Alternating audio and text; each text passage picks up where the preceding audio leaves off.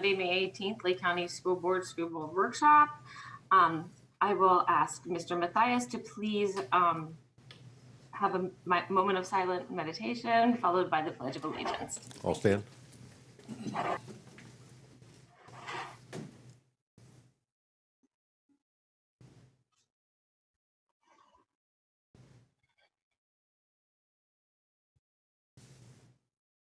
I pledge allegiance to the flag of the United States of America and to the republic for which it stands, one nation, under God, indivisible, with liberty and justice for all. All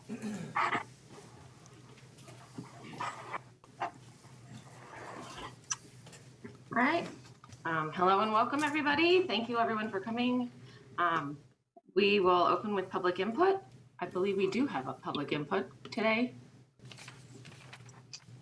Good morning. Can you hear me? Oh, hello, Kim Cronin. This is Kim Cronin with the SEIU. Please. Thank you. So I'm going to try to get done what I can. So first, I want to start off with the new policy 7420, sanitation and housekeeping. And in the fourth paragraph, it talks about a head custodian submitting a clean campus report. That's not something that's really done today. So before I think this should be talked about and negotiated, figure out what exactly it is going to entail for the head custodian to do. I do know that we do inspect our schools, and I'm not sure how often that's done, but it's not done by the head custodian. So that's something I think I would like to talk about. It talks about having a team comprised of a teacher and a student, along with an administrator and the head custodian. I'm not sure why we would need a teacher and a student. So that's the issue that I have on that one there. The next issue I have is for policy number 7530.01, the wireless communication, district-owned ones.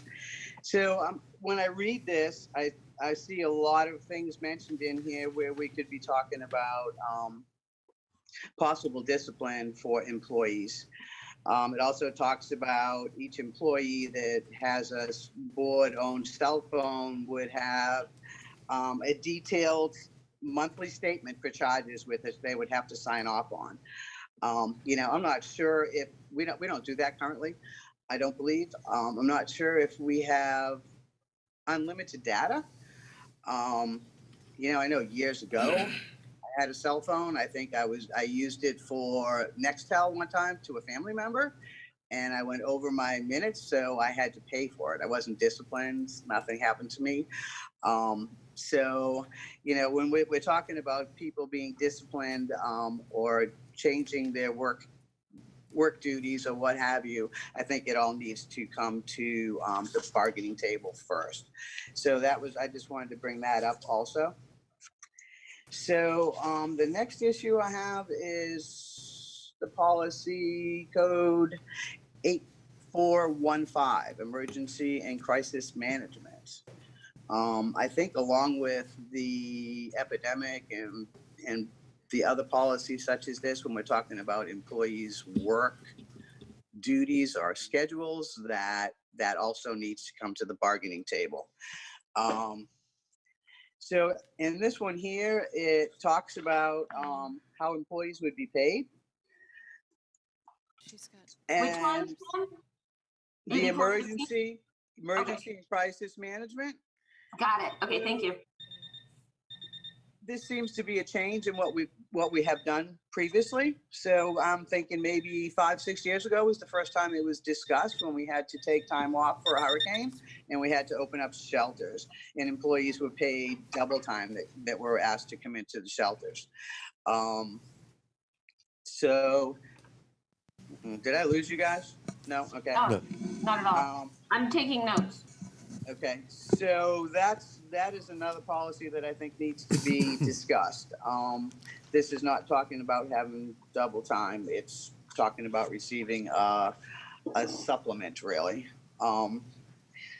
So the next board, the next ones that I have are transportation.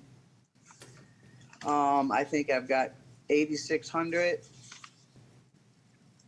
which a lot of this really, what my concern is it refers to the principal making decisions on a lot of these things, when it's really the transportation department that does, such as, seating charts for the buses. That's really up to the bus driver. There's a lot of times parents will call in and say they want Mary and Johnny sitting up front, and then the principal will come out and tell you that, when we can't put every kid up front. So it's usually up to the bus driver to make those decisions. And then other decisions such as bus stops, where a student can get off, whether a student can ride for the fee-based, believe goes through transportation, not so much just the principal. The other couple of things I have in there, I think it's 8600.04. It talks about bus drivers and their physicals. I'm not sure if this is a change in language, but I just wanted to address it. Talks about on page 89D, talks about physicals that they would be given by a physician designated by the board. Right now, drivers can go to any doctor that does a CDL physical. If they go to Care Here, it's free. If they go to another doctor, they pay for it. And that's the way we would like to keep it. All right. How many more do you have, Kim? Because I have one more issue on this, I believe. Maybe two. So it also talks about bus drivers being able to go to drive 65 miles an hour. That's on page 65 miles an hour. Currently, I think the language in the handbook for bus drivers is 55 miles an hour. Buses are governed so that they don't go much faster than 65 miles an hour. Years ago, we could travel down the road, but you can't do that anymore because they're governed. But that's something that hasn't been really addressed. So I just kind of wanted to bring that to your attention. And the one other thing I really wanted to bring to your attention is it talks about when a bus driver's license could be suspended or revoked, that they should know that happens. And I want you to know that it doesn't always happen that way. People can be driving around with a suspended or revoked license and not know that that's happened. And that's happened to us several times. And it's always a big fight because we're told that, oh, of course you knew about that. But it does not happen that way all the time. So I just kind of wanted to bring that to your attention because it does talk about discipline or termination for that. That's really all I've got. Thank you, Kim. Thank you for tuning in. Okay. Do we have any other public input? No, Ms. Weiss? That's all. All right. So if it's okay with the board, we had a request to get to the transportation stuff fast, but I was thinking, can we just do the 1800s first? Would that work with the board? Which ones? The 1800 policies, because that's where transportation is. And I know we have a bunch of transportation. You mean people. 8,000? Oh, did I say 18? Sorry, 8,000s. Yeah. No reason that I know. Okay, we're all good with that? Let's go ahead and start with the 8,000s. Who's doing the numberings today? I have all of those pulled and ready except for the ones that were sent to me just prior to the meeting, so I'll have to go back and get those in as we go through. I have a list. Those were mine, obviously. I'll go through them as Madam Chair, if you don't mind, I'd like to know why we're going to skip the 7,000s. You said something about transportation. We do have a lot of Mr. Carr's folks here for the 7,000s who also have another meeting this morning. And so I'd like to get through the 7,000s if at all possible, unless there was some reason why we need to do transportation first. I just wasn't aware of the reason. Oh, I thought that we had a lot of transportation people in the building that wanted to do the transportation stuff, and I thought it was mostly in the 8,000s. No, it's the maintenance custodial group that's here with us this morning, and those are in the 7,000. So. Oh, well, sorry if we about could just that. start That with was the my mistake. I was trying to 7,000s. speed things up, Okay. so that was a mistake. So Thank let's you. go back to the 7,000s. Okay, thank you.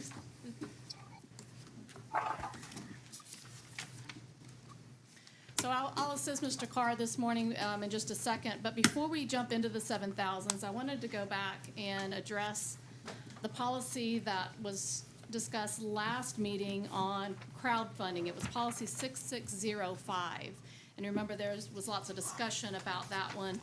And I'd like to just begin by saying that the intent of the crowdfunding policy was to establish some policies and procedures really on behalf of teachers to protect them and the donors, because we had had some situations previously where maybe something that they were requesting, like some computer software or some equipment, didn't work with our infrastructure and network. And so there was, the policy actually stated that the teacher would, or the person making the request, sometimes it's a teacher, sometimes it might be another staff member, would have to get permission from the supervisor. And so in much discussion about that, we were very fortunate that Kellyanne Goring, who is one of our teachers, contacted Ms. Luke and said, I'd like to help. I have some recommendation of some language.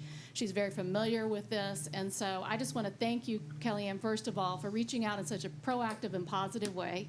And just saying, I can help and I have some suggestions. And so Kellyanne actually followed up with Mr. Ward, and Mr. Ward has made some adjustments to this policy based on Kellyanne's input. So I'm going to turn it over to Mr. Ward and to Kellyanne to just provide us some information. And then I have sent to those of you who are in Zoom, I have emailed you a revised policy this morning. Those who are here in the room have a copy of it in front of them. It is not in the Neola format because we've just got it finalized this morning. So, Mr. Ward, I'm going to turn it over to you, and if you want to recognize Kellyanne, and thank you, Kellyanne, again for being here this morning. Yes, ma'am. Good morning, everybody. A couple just quick notes on some of the changes. First, we felt like it was important to add that the board recognizes the importance of crowdfunding in order to enhance the education experience of our students. The next language change is more explaining why we need the policy. As Superintendent Cornegie said, we want to make sure that when our teachers go out and do fundraising, if they do purchase technology or software or anything like that, that it is compatible with our systems and that they're able to actually use the things that they purchase once they do their fundraising. And then finally, we talk about, we clarify the term superintendent. We change it to school principal or supervisor. And then we clarify how approval may be facilitated electronically. And that's kind of one of the reasons why we're lucky to have Kellyanne Goring joining with us today. She is a teacher at Asatula Elementary, and she has a lot of experience with Donors Choose. Donors Choose is a platform, online platform for crowdfunding. I found out about it about a year ago. I was impressed with the level of controls and procedures that they already have in place. It does help facilitate a lot of what our district's desiring to do with crowdfunding to ensure safe and effective crowdfunding procedures are followed. They were founded by an educator, and they really are geared towards providing educators with some resources. And with that, I'm gonna turn it over to Kellyanne. She might give you a little bit of a brief description about Donors Choose and be available to answer any questions that you may have with her. Kellyanne. So first I want to say thank you very much, Scott. I appreciate this opportunity. Stephanie, I appreciate you bringing my name in front of Scott, and of course, Superintendent Cornegie. I cannot thank you enough for knowing that the voice of a teacher is so important. As a teacher, we feel like our classroom, of course, is our life. And we love when the board recognizes that in a teacher. So I want to answer any questions that you have, but I want to start off by letting you know a little more about myself and Donors Choose. I learned about Donors Choose when I went back to the classroom 13 years ago. I left the ILS department, sorry, not 13 years ago, 7 years ago. I left the ILS department with nothing in hand, and I got into a classroom that had a computer and a projector, and I thought, I know what to do with technology. Let me see what I can do. And I started building an iPad classroom, which I absolutely love. I know now things are starting to go more towards the Chromebook. So we started, shifting my classroom into a Chromebook classroom. And my kids have appreciated both of those. We love what we have. I am recognized by Donors Choose both as a leader and a screener. So Donors Choose reached out to me a couple years ago and asked me if I would help screen projects for Donors Choose. So what that means is each week I read sometimes hundreds of projects, and I look for validity in the project. I want to make sure that what the teacher is requesting is, in fact, of educational value to the children, and not something that would interfere with their education or be something that perhaps the teacher's requesting for their own personal benefit. So everything that they would request through Donors Choose would be, of course, for the student learning. I have been screening for them for about 3 years now. So I've read tons of projects, including a lot of projects for our Lake County teachers. And if we ever see anything that's kind of out of line or a little questionable, we can always reach back to the teachers and ask them for clarification. Or if we feel like this is something that's not quite right, we can always stream it uphill and send it back to the staff member, who then will reach out to the teachers. So we always want to make sure, first and foremost, that the products that they're requesting are educational value and good for the classroom. Teachers can buy through donors, through Best Buy, through CDW, through Amazon Business, AKJ Books. We can go through Staples, Quill, Time for Kids, woodwinds and brass winds. So the choices are almost unlimited. The request for products is a process. They have to write their application. It goes into the Donors Choose queue, and then a volunteer like myself will pick it up, screen it. If we approve it, it goes right back to the Donors Choose site as a live project. All of the donations that are brought in sit in an account at Donors Choose. So we actually never see any of the money. We can have friends and family donate. A lot of times we have people that we don't know donate.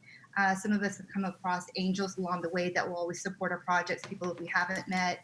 Sometimes they're people we know.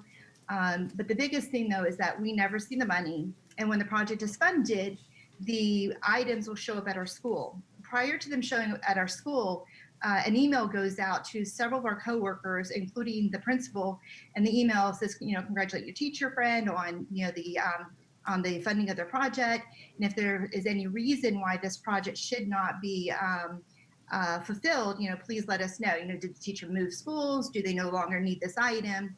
And then the other thing too, before we can get our projects, is that we have to verify the project once again to say, yes, we still need these items. Yes, I'm still at the school. Yes, I still, teach this group of children. So there's a lot of checks and balances that kind of go through the process. And I do want to also note that Donors Choose actually is not the only site that some of the teachers use. Adopt a Classroom is also out there, and they work very similar to Donors Choose, where we never see the money from that either. We have to write a project, and they vet that as well. One of the other sites was Farmers Insurance. Once again, never see the money, ask for the items, and those show up as well. Farmers Insurance hasn't been funding projects over the last year, though, so I'm not sure where they stand with all of that. But I'm happy to answer any questions that you might have. I know I kind of went through that kind of quickly. But I'm happy to answer any question. I do want to add one more thing to all this, in that in some of the counties that have been revising their policies, they have asked teachers not to write projects. And when I question, the teachers ask, do you know what happened? How this, what does the policy say? How did this come about? A lot of the teachers said that their county felt like their teachers were making them look bad. Because there is a part in the project that says, give a description of your children and of your classroom. And the teachers will say, I don't have what I need. I need this, I need that. And my answer to that always is, we have what we need. Our board has provided us what we need. We have a classroom, we have our desks, we have our chairs, we have our books, we have supplies. We have what we need. Now we're looking for those things that are making our children more successful, more academically engaged, helping to meet their personal needs. And so when I talk to teachers around our district, I remind them, we have what we need. Please, when you write your description, we want to say positive things about our county, positive things about our happening in our classroom, that these are items that we need in addition to those basic needs that we have already met. So I just want to make sure that all of our teachers understand that. Yeah, thank you, Kellyanne. Are there any questions for Kellyanne? And maybe before we go to those questions, one of the things that we learned that I didn't know about, Mr. Ward was aware of it, but thanks to Kellyanne, I learned a lot, was that sites like Donors Choose, one of the things in the policy that we discussed last time was that the teacher had to get the approval of the principal or their supervisor. And I think that that's where some of the issues came up because it was an added step, not realizing that sites like Donors Choose already require that the teacher provide the email address and name of their building supervisor and that request goes directly to them. So it was an added step that really isn't needed with some of these programs like Donors Choose. And so some of the language that we rewrote based on that information was that the notification to the school principal or supervisor may be submitted electronically from the online service provider where applicable, or directly by the requesting teacher or staff member. And then this would eliminate the step of them having to ask for permission, since the site is already doing that for them. Because, as Kellyanne said, they are maybe using a different site that may not have that mechanism in place, they would still need to then get the permission of the principal. But for most of them, because they are using a site that already has that mechanism in place, we wouldn't want to add that additional step. So I know that was one of the recommendations, and I don't know, Mr. Ward, if you had any other recommendations based on our conversation, but, and then if you have any questions, please let me know, or if you have any additions or changes that you'd like to make to the policy that's now been revised, or if you need more time to look at it and want to follow up on it at another meeting, we can do that as well. I did have a question for Kellyanne, Ms. Goring. It sounds like one of the big things I heard from teachers was that it would be too much of an added burden. It sounds like with Donors Teach, there's a sort of a workaround, so it won't be too much of an added burden. Is that correct? Like, well, I guess the burden, a teacher reached out to me and said, I don't want the burden to be any more than it is with any other crowdfunding, or not crowdfunding, any other fundraising at all. Like, if I decide to do Yankee Candle, I'm going to have to ask the principal. So that's reasonable. So why wouldn't it be reasonable? You know, I just don't want it to be a ton of work, is what this teacher said. So part of that is Donors Choose provides match offers on a rotating basis, and we never really know what match is going to appear. Now, the other day in my online classroom, I had a conversation with one of my homeless children who's been in 3 different homes since we started on online learning. And I asked him about his painting. I said, are you still painting? Are you still, creating? He says, no, that was the person that we used to live with. They had all my painting supplies. I used their supplies. So now that I'm living here, I don't have any supplies. I thought, that's interesting. Donors Choose just started their distance learning platform for us, and there happened to have been a match that very same day. So when I logged on at lunchtime to see what's going on, I saw there was a match. So I was able to go on right away and request $150 worth of painting supplies for this child through Amazon. It was delivered to my house, which will then be distance dropped off at his front porch for him when his mother's home later this week. And so now this child has his easel, he has his paints, he has the little wooden box, he has plenty of canvases, because I found there was a match right away. And I thought, this is something that's very doable. So if I needed to stop and ask my principal for permission, it might have been 2 or 3 days or later that afternoon, or we don't know what time frame the principals are all working on, that I might have lost the match. Little backstory on that one, I wrote it in the afternoon. It was live by the evening time, and it was fully funded by the next morning. And 2 days later, I had all the slides at my house. So it really is sometimes of a time essence. Other times it's not, and I'll tell you that I've also written projects for my classroom for, say, tables. I needed collaborative tables. Well, in that case, I knew that I really needed to go to my principal and say, hey, by the way, I would love to change my classroom from desks into tables. Is this something that you support? And so I do talk with the principal about that. If it's a standard project like snacks for the kids, I don't usually go and ask. And again, I don't know that my principal really wants all of us knocking on his door every time we're like, oh, we need snacks for the classroom, or I need more pencils in the classroom. But for something bigger like tables or the technology, Dwayne Weeks used to send me every now and then the updated Chromebook list. And so teachers need to kind of reach out to me because I would help them write the projects, and they would say, well, what should we ask for this time? So I was able to provide them a little more information on that. So does that kind of answer your question and beyond? Yeah, it does. But I don't know, is there a workaround for situations like the kid with the art supplies? Like, is there I don't know. I mean, you said that the teachers are sort of pre-vetted. I mean, art supplies are something we have to worry about compatibility. Madam Chair, if I may. So there is a notification process. So when after it has been reviewed by Donors Choose and it starts in the process, if they have the address of the principal, and Donors Choose will notify the principal of the campaign that's going on. So it actually helps facilitate that notification process. And also, you know, I know a couple of board members had made some comments and there were some questions about, well, why not just go ahead and stick Donors Choose as the preferred vendor or platform in our policy. And typically we don't name vendors or agencies like that in our policies because they may change at any point in time. So I just wanted to clarify that. And let me also add that about a year ago when I found out about Donors Choose, I actually went online and registered as the district-wide contact for Donors Choose. And every month they actually send me a list of all of the projects that are in schools within our county or our district. And so I can review those lists and I can see how much has been raised, how much is still needs to be raised, and a brief description of those projects and the little website link that I can click on it and read the full thing. So this is a platform, and there may be some other platforms, as Ms. Goring explained, that actually gives the district and the principals some tools to help them do what they need to do to facilitate the crowdfunding that goes on in our schools. So with our current policy, would the matching thing, because I went on Donors Choose yesterday and I saw the matching thing was for baseball or something, a sports thing. And like, so if she's like trying to grab a deal basically, and teachers are great at deals, really fast, then can she go ahead and do the order for the kids, like for the kid or whatever, with art supplies, and then in the background, all of these emails are happening in the background so that it's seamless? So it really doesn't, that child could still get art supplies or whatever the smallish supply thing is. That is correct. Okay, I'm good with it then. And this one actually, their distance learning is actually very new. They just started this a few weeks ago. And I'm assuming that as distance learning goes away and we come back into the classroom, that will drop. It's never been that they've ever sent supplies to our house and that we're allowed to give it to the children.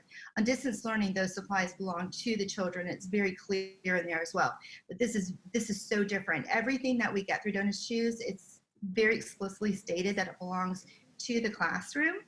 And if the teacher were to change schools, that the supplies are to stay at the school in which the project was written for, unless the principal gives permission to bring it to a different classroom, to a different school. So it all stays at the school. Thank you. Any other questions regarding the policy? Would you guys like to set it aside to have more public feedback, or do you want to go ahead and just head it towards I believe the June 8th meeting? I think with the changes, that we go ahead and move it forward. I've got some comments before we do that. I don't know, maybe this is the most appropriate time to bring them, because this is one that I've really wrestled with. At first I thought, well, gosh, okay, it doesn't seem to be such a big deal. So on one hand, every grant that I've ever applied for has always had to have the principal's signature on it. So, the principals are always, I'm having to get their approval for that. And I can also understand in the past, teachers have received technology that we can't support or software, and suddenly they end up, with maybe thousands of dollars worth of supplies in their classroom that is now going to be the new doorstop. That's just not okay either, and that's a disservice to the people who have funded those projects. On the other hand, I guess if I put myself in the shoes of a teacher, I'm wondering about, what's next? I mean, does this apply to, like, say I go to Facebook and I ask all my friends there to contribute something? I post an Amazon wish list and I say, here are some things my classroom could use. If you didn't get board approval or didn't get principal approval to do that, now are you in violation of the school board policy? In the past, some teachers, my kids' teachers have shared out an Amazon wish list, and parents in the classroom can just go in and purchase some of those things. None of those are, I don't think, anything controversial. But, what I guess I struggle to figure out what's the harm if you're asking for some books or engineering supplies, something that is clearly not high ticket items, something that is clearly not technology based that we're going to need to check some network specifications on. Or, you know, every year at open house, I'd always post kind of a helping hands wish list sort of thing on my door. Parents would grab one of those hands off the door. I mean, was I supposed to get principal approval for every one of those items so that now I'm requesting essentially to be crowdfunded? I guess I just wonder if maybe we kind of limit this policy to certain criteria, such as the technology piece or the dollar value. Thought of that too, actually, limiting it to technology, or has anyone considered that? Well, Madam Chair, if I may, I think the distinguishing issue between what Mr. Dodd's talking about and what we're talking about is when someone raises funds in the name of a school. Anytime someone raises funds in the name of a school, it should receive principal approval. There is a lot of risk that's associated with this. If we're not careful, if we don't watch how we ask for the money, if we put out the wrong information, we subject ourselves to some lawsuits.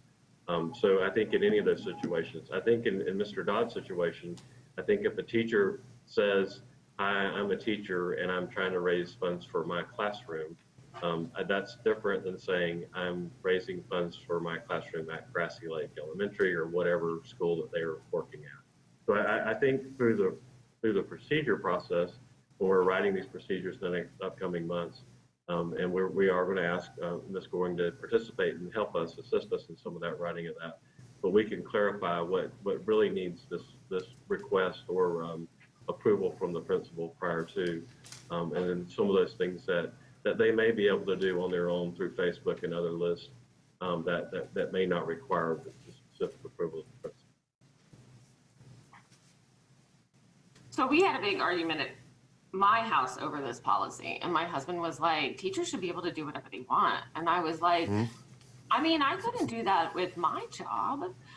If I had, you know, when I worked at DuPont, I couldn't go out fundraising for DuPont no matter what. And he was like, oh, are they doing it in the name of the school? And I was like, yeah, it's not Mary Jane, the teacher, asking for money. It's Mrs. Jane's classroom from Grassy Lake Elementary or whatever. And that creates that is then fundraising in our name. And then he and I were actually in agreement, like neither of us would be allowed to fundraise in the name of the company that we have or had worked for. But we could fundraise in our own names on like, something completely unrelated, or even related. But if I'm like, I really need pencils, for me, I can fundraise for that all I want, but I can't do it in the name of Lake County Schools. And I think that's the differentiation. Ms. Goring, would you also, I know it was helpful for me whenever you spoke about what happens if something isn't compatible, or let's say that email is generated and I'm the principal and I get this email that says that this teacher has just ordered XYZ and I'm maybe not okay with it, or it's not compatible with our school site. So I have a conversation with the teacher, and in the end we decide it's the best interest that that project not be funded or not be provided to the teacher. Can you speak to what happens then? Right. So if a project is funded that the teacher no longer needs, or one of their coworkers speaks up, or the principal speaks up and says, no, this is not the right, project for the school, what happens then is we don't receive the item. The project then is canceled, and the donations go back to the donors in the form of credits to Donors Choose. Yeah. So let's say I put up a project for $100 worth of pencils or whatever, and it doesn't get funded within the 4-month window. The donations go back to the donors in the form of credits for Donors Choose. Or if I decide to pull my project down, same thing. And there is an element of this too that I know Mr. Dodd spoke about this. This is important. I think that I did the same thing where parents could pull and say, hey, science experiments. I knew there were some big ones that were coming up. So those are extra materials. I'd put them up on the board. Parents would choose that. We choose to fund Amazon wish lists. We choose to go on Donors Choose and support those people. Some of us choose GoFundMe pages if there's people in the community that are having issues. There is some personal responsibility in that as well. So if I choose to donate $50 to a classroom and then that $50 comes back to me, I don't know that I would find myself super upset. I'd be like, oh, thanks to this organization for letting me know and giving me my money back, and now I can put it somewhere else that I need to put it. So this has been a struggle for me also, because I don't want our teachers to lose out on quick opportunities, especially teachers. You guys, there's a group of teachers that have become very fluent in this process, and it really does provide them some amazing resources. And to hear them speak about how they have what they need, but these are things that they want so that they can do the job the way they want to do it. It was frustrating for me to know that the principal would receive notification of these fundraising opportunities, not grants, and that they would have the opportunity to then meet with that employee. So if I get that notification and I don't, there's an issue, whatever the issue is, wouldn't we think it practical that the principal would have a one-to-one conversation with the teacher rather than addressing this as a school district and penalizing an entire body? So that's where I really wanted to have the conversation. I appreciate Kellyanne so much for coming into this setting with us and having this discussion. So that's where I was. Can I address that, Stephanie? Yeah. Okay, so I run the robotics team at Asatula, and every time we do a fundraiser, we have to do a fundraiser request form. We do our dinner club where the parents can pick up pizza in the pickup line. So when they pick up their kids, they get their pizza, they go home, they have dinner.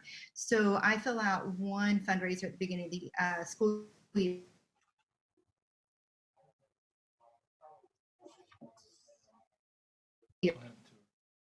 Yep, she's coming back, I think. We serve pizza at the pickup.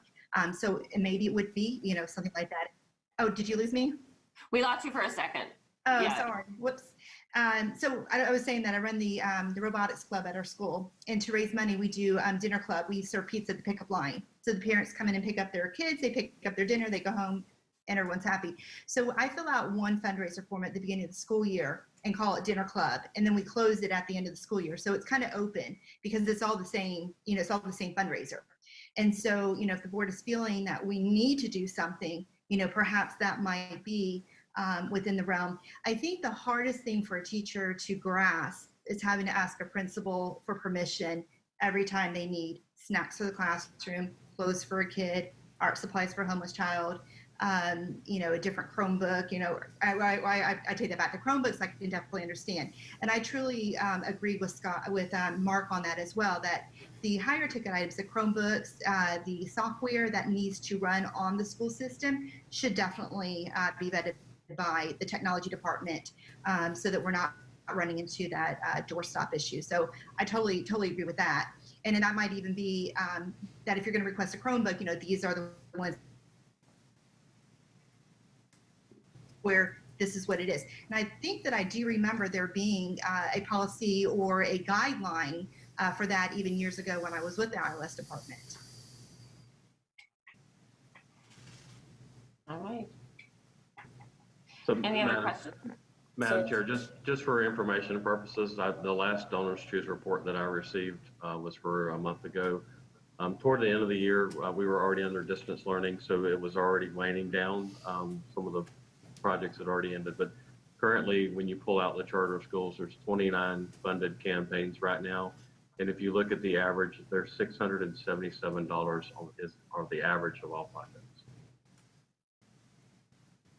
Very good. I absolutely want teachers to have every opportunity to fund their classroom. That is not at all. I do not want to do anything to stop that. Yeah. And again, that was never the intent of the policy, and so we've gone back and made sure that language was captured, that is not the intent. Based on your feedback this morning, I think Mr. Ward's going to continue to kind of take a stab at this policy to see if there's any other things that we need to amend in the policy to make sure that teachers don't feel as though they're being restricted or that we're trying to micromanage. That's not the intent at all. We certainly don't want them to have to ask the principal for every little thing they need. That, again, is not the intent of this. It really was to try to put a mechanism in place to support them and make sure that the donations that they're requesting are something that they can use and that, works with our network. And so going back and looking at the technology aspects as well as the price or was one of the things we heard this morning. So we'll go back and take a look at it again. And I know, Ms. Goring, thank you so much. You have been an incredible help as we've kind of thought through this and again, some of this may just need to go into policy, maybe, into procedures rather than a policy, as it has been in the past. So we're going to have some more discussion around this, and I'm sure we'll be reaching out to you for your continued guidance. Thank you, Ms. Luke, for sending her to us as a great resource, and again, just a positive voice. Thank you for reaching out to a board member when you had a concern, so that we could actually take that input and make sure that the voices of teachers were heard. So thank you for that. We're very grateful to you. Right.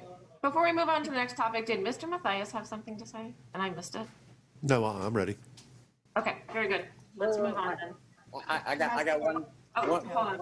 One final observation, and that's so this morning I had looked at the Ed Foundation's website, because I know that there's a vehicle there where teachers can request funding for projects, and it notes on there that the criteria they use is that if the item is over $2,000, then you have to have the approval of the principal or the assistant principal, or if it's capital or curriculum related or over $5,000, it needs superintendent's approval.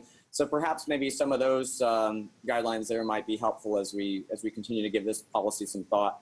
It seems like they're not requesting administrator approval for small projects that are it's not technology based.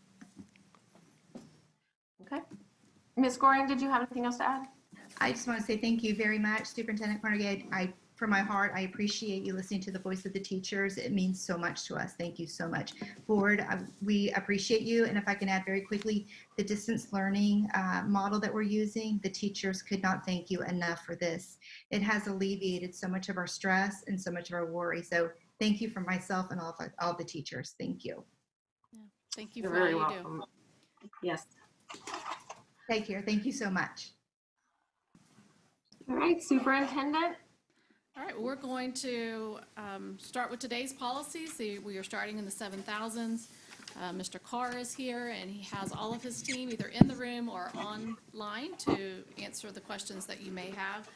And we have a lot that have been pulled, so I'll just start with the policy, and then I'll defer to Mr. Carr. He can either speak to it, or he can have one of his team members to speak to it.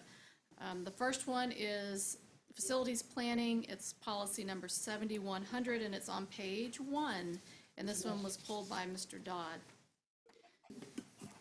Yes, that'll be Dave Parker and myself. Depending on what the question is, I will defer to Dave at present, please. All right, Mr. Dodd. All right, so thank you. So my question is about the October 1st deadline mentioned in the first paragraph. I thought that the October 1st deadline is a state deadline for us to transmit to them. Is that right? This is Kelly. Can I address that? Yes, please, Kelly. That's something Yes, different. Mr. Dodd, you are correct. That actually should say it should be submitted to the state for approval by October 1st. Okay, yeah, so I was thinking that if, so then if we had to transmit to the state by October 1st, then I guess the superintendent would need to present it to the board for approval before that. I remember in the past, some of these have kind of been debated back and forth a few times, not necessarily approved on first try. So I thought maybe we should build in a deadline that gives us the leeway to be able to submit that policy by October 1st, or that plan by October 1st. That's actually in our interlocal agreement for school concurrency. There's a requirement that it be adopted by the board by September 15th. And then it actually we have to have a good draft by August 15th, because then it goes to the local governments. So basically that deadline is already built into our interlocal agreement. Okay, so if that deadline is built in for us to receive that plan earlier, then I guess to your point, should this paragraph be revised to say that the board will submit it to the state by October 1st annually? Yes. Yeah, Okay. and we can make that revision. We just missed that. This was a Neola policy, and I honestly just missed that change to state from the board. That was my only question on that one. Thank you. All right, 7101, this was Building Permits and Code Enforcement Office. Mr. Dodd, this one was yours also. Yeah, this one will go to Dave. Thank you. All right, very good. Yeah, I feel like you all are on Who Wants to Be a Millionaire. You got lots of phone friends here. So my question on this one was about the required to conform to SREF and deviation. So for instance, I felt like there were some places where we're trying to deviate from some aspects or some minutia of SREF and future projects. So when those were to come about, does that mean that we're going to have to suspend this policy for that project, or does this give us some sort of vehicle to deviate from SREF when appropriate and when approved on all levels? Yeah, I would say we'd still have the ability to deviate. SRF does allow you to exempt certain portions of it, but even exempting it, we would still be required to meet most of the requirements of SRF, even with the exemptions. So I still feel it's appropriate to list it without having to exempt the board policy later on. It says, Mr. Dodd, it says or other applicable. So where we're able to exempt ourselves based on the county commission not deeming it an emergency shelter, then we would comply with the state building codes. Correct. Okay. Next. Okay, the next one is weapons, 7217 on page 4. Mr. Johnson. Yes, ma'am. pulled this one as well as other board members. And I just wanted to, in general, Elizabeth, to describe the details of why we're raising some concerns. But we're intimately involved at the moment with this topic of weapons on campus because we're in the midst of an appeal representing Sumter County School Board on this issue that has come up. Really, it comes down to the extent, if any, that you want to utilize the exemption that's allowed by the state for guns on campus in cars legally there as part of a concealed weapons permit, properly put away in a vehicle, locked up in some manner. We have that right now, the ability of employees to do that, to bring a gun onto campus, locked up and secured. And that is an exemption that's permitted, exception that's permitted by the current statute. The other issue that we want to address with Neola in the wording that they have here is we want to make sure there's no argument or discussion at some point in time if we mean handguns as part of the overall limitation of bringing weapons and firearms onto campus. We want to make sure it's clear, and we realize from the lawsuit that we're involved in is that we may need to add a word or two to make sure that we're including all weapons and handguns and firearms because of the rather confusing way that the state legislature defines those various topics. So and I think we need to do that in any event. We need to make sure that's clear. For the other matter, we just need to know from the board if the board wants to leave it like it is at the moment, they can do that, which at the moment, our current policy allows you to have a concealed weapon locked up on campus. In a vehicle, right, not in a briefcase or a box or something. It has to be in a vehicle. Or, I mean, you can allow that, or you can say, well, you know, we're not going to have, we still have exceptions. There are law enforcement officers, guardians, other individuals who have the ability to be able to have a weapon or a firearm or handgun on campus. But we would not have to allow every employee who has a concealed weapons permit to have it locked in their car in the parking lot if we chose not to. So we just kind of need to know which way y'all want to go. Mr. Johnson, Excuse me. was there a conflicting statute that did allow weapons on campus? The way, and Elizabeth will correct me, I'm sure, if I get this backwards, but the way it is that the general rule is that you are allowed to bring a handgun onto campus locked in a car with a concealed weapons permit. But you have the right to have an exception to that, which does not allow those weapons or firearms in a vehicle on campus. Is that right, Elizabeth? Yes. The general rule is that you can't have weapons, handguns, firearms on school premises. The general rule, though, is that you could allow it, or that it is allowed by law if you have a concealed weapon and you're in like a car pickup line. And the general rule is that you're allowed to have it in your parked vehicle, locked, encased, in the glove box, whatever. But school districts are authorized to pass an exemption. It has to be done by policy that says that you cannot have them on campus for parking purposes.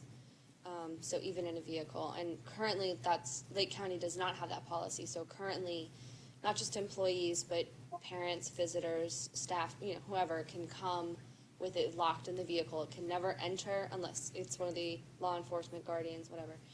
Cannot enter the physical school premises buildings, the administration building, things like that. That's fine. But the way it's written now, the Neola policy is saying it's utilizing that exemption. So the policy is drafted is not allowing adult students or employees to have firearms in their vehicle. So this is a departure from current policy.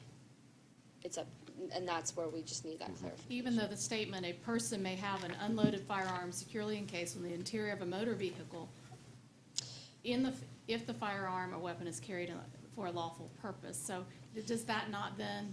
But then if you turn to the next page, it says this exception does not apply to adult students or to employees who park their vehicle on property leased, owned, or contracted for by the board. So We'd have to strike that one. We strike C then. Well, it'll be fixed. It may not. All of these statutes are worded like that. It's exceptions to exclusions to exceptions. And that's why we're just asking generally, do you want to have employees with handguns in their car who are other than the guardians, law enforcement, that kind of thing? Or do you want to leave it as it is right now, which allows that to happen? It still does not allow them to bring a weapon into a building, school building. My preference is if someone has a concealed weapon permit, they would be able to have it in their automobile. Bill, could you speak up, please? If someone has a concealed weapon permit, they would be able to have it on the school campus, parked in their vehicle, secured. And that's our current policy. That's our current. Yes. Have we had, or do we have any evidence that the policy would lead to school shootings? Because that's the only thing I can think of that's a problem with that policy. But I don't think there's any evidence. I'm not aware of any, but I haven't looked for any either. So I've heard other of than no that, one that's had a I don't think concealed our weapon policy is, permit I think our inside the policy has school. worked well for us. And it still only applies to people that have those permits. Yeah, you gotta be 21 still have anyway. to have a concealed carry. It would prohibit anyone that's not lawfully entitled to have a gun still from having it. Okay. I'm okay. Cool. Anyone else? Any comments? Do you all want Mr. Johnson, sorry, to rework the policy, and Elizabeth? We're going to talk to Neola about it if that's the way the board wanted to go. Okay, I'm fine with that. Cool. Next. All right. Okay, the next one is 7240. This is site acquisition. Mr. Johnson again, and Mr. Dodd also. Kelly Randall, please. Oh, I have one on this too. Just add me to the list. Okay, we'll let Mr. Johnson speak to that one. I didn't have anything about this one. Let me look real quick. Elizabeth says you do.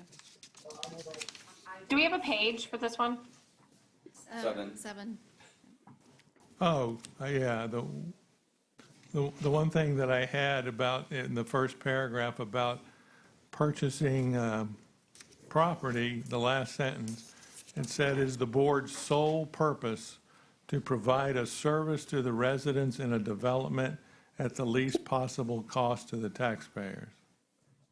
I don't know what that means, so, or why it's here, to tell you the truth. It's a good thought. We shouldn't say we want to spend more than we need to. I think that we should delete it if we can't interpret it. Okay, I mean, I don't see, I have no idea why it's there or what it means, so I thought it would best to delete it. Delete it. Okay, we'll delete it. So can I address this one? This was the first paragraph through, I think, the paragraph after C was part of the original policy drafts that we got from Neola. And my first reviews of these, basically I had all of this stricken and went back to our existing policy. And in discussions with Neola, they seemed to feel that this was important. My interpretation of it is that basically if we are negotiating with a developer to get a site as the development is underway, then essentially the purpose is that it would be the board's policy that we would pay essentially the raw land value of that site versus an enhanced land value once they subdivide it and they put in all the infrastructure and everything else. That was my interpretation of it.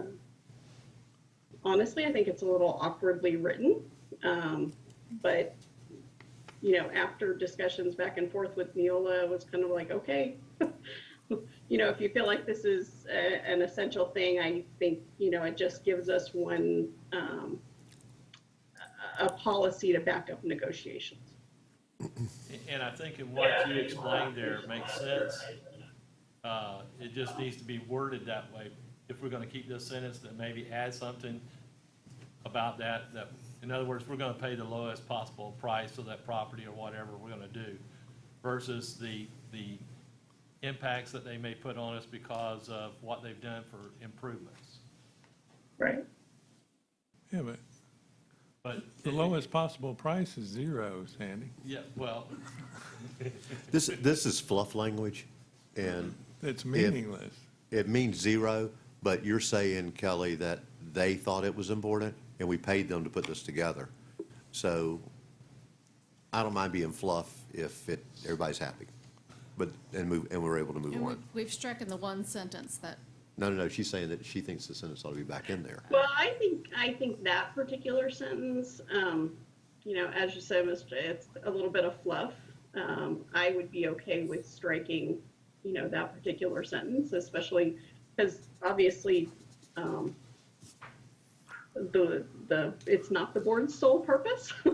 That's the one that just strikes me. It's our sole purpose. Like, that's our entire mission. Right. I'd say we take that out. I don't We think have a it's lot gonna, of things I you're don't think that's doing. my sole purpose in life.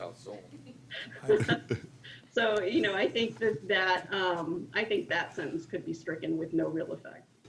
If we wanted to keep the sentence, we could change the price to value, you know what I mean? Just so that we're providing a good value, and that would encompass Or just everything. provide a service to residents at a development at least possible cost. Right. Yeah. Call it a Right. day. That would be fine too. To provide. Right. It's not our purpose. That's not our sole purpose. Oh, you could No, just not say, take soul out. I don't like the whole thing about the board's purpose, because that's not, anyway. The district I'm fine with shall. taking it out. Do you want Steve to talk to Neola about the Kelly's not legality saying of it's it? important. no, she just said it was fluff. We can have some No, further it's- discussion about it, and I'm sure that we can rewrite it. Yeah, don't spend a with whole lot of no real oxygen on it, legal though. effect.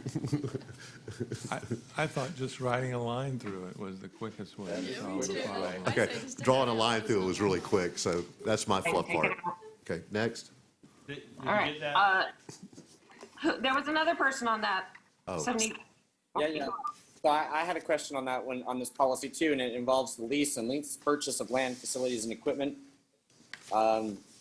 Wasn't quite sure about the all future leases should be subject to a review on a 5-year basis. I think there are probably some situations where we want to review those sooner. So I'm inclined to suggest that maybe it should be a maximum of a 5-year basis. I'm digging that. I agree. All right. Yeah, that's it.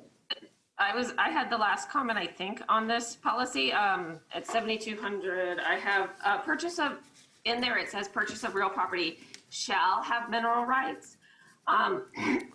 Excuse me. I know that we obviously want mineral rights, but around here, obviously mineral rights are really hard sometimes. Can we remove the shall, or is that something we don't want to do? Hadn't that been an issue, Steve? Sir? Well, we've had issues mineral clearing rights. our mineral rights for sale, which has got to tell me that other people have trouble clearing their issues at some point. We're having talking issues right about now super clearing old them. French fries. We started, actually, Mr. Strong insisted on putting that in as, because we were having problem buying property that had mineral rights in it too. So we took it as a policy of the board that we would eliminate or get rid of all mineral rights when we disposed of property. Around, in most of the places we have bought and sold property, the mineral rights, we have argued were not a significant factor because the people who are involved in the ownership of the property when we're buying it want to argue that that's worth a whole lot of money, and that's where it's become a problem. I don't know, where in the policy is it an issue? Page 8 in the lease, or just above lease and lease purchase of land. Purchase of real property shall include all mineral rights. I think we've been doing that, haven't we, Kelly? We have. That was actually, I put that in there because it was one of the board's specific policies that we have currently. And I know it has been important to the board in the past to ensure that any property that we purchased had the mineral rights basically cleared and that wasn't going to be an issue in the future. Okay. So we want to, so it's something we want to leave in then, yes? We want to leave it in, yes. Okay, that's fine. I just thought it might make it easier for us, but if it's something we want to clear, let's clear it. Let's move on unless there's any other questions. Okay, 7250 commemoration of school facilities. Ms. Luke and Dr. Burns, you had a comment on that one? I did. I'm sorry. Madam Okay, Superintendent. 7250. Oh, I didn't. So this was here, and then it was also it was spoke about again. Hold on, let me look. 7250. Naming. This is the naming policy. Yeah. It spoke about again. Of course, I'm not. This is 7250. I'll find where it spoke about again. I talked about it, but anyway, we talked about putting together that naming committee. And I didn't know if this was a place where we should put that in here because we speak. I also said this. I'm not sure that it doesn't match. I'm sorry that I don't have the other policy in here, but there's another policy that talks about naming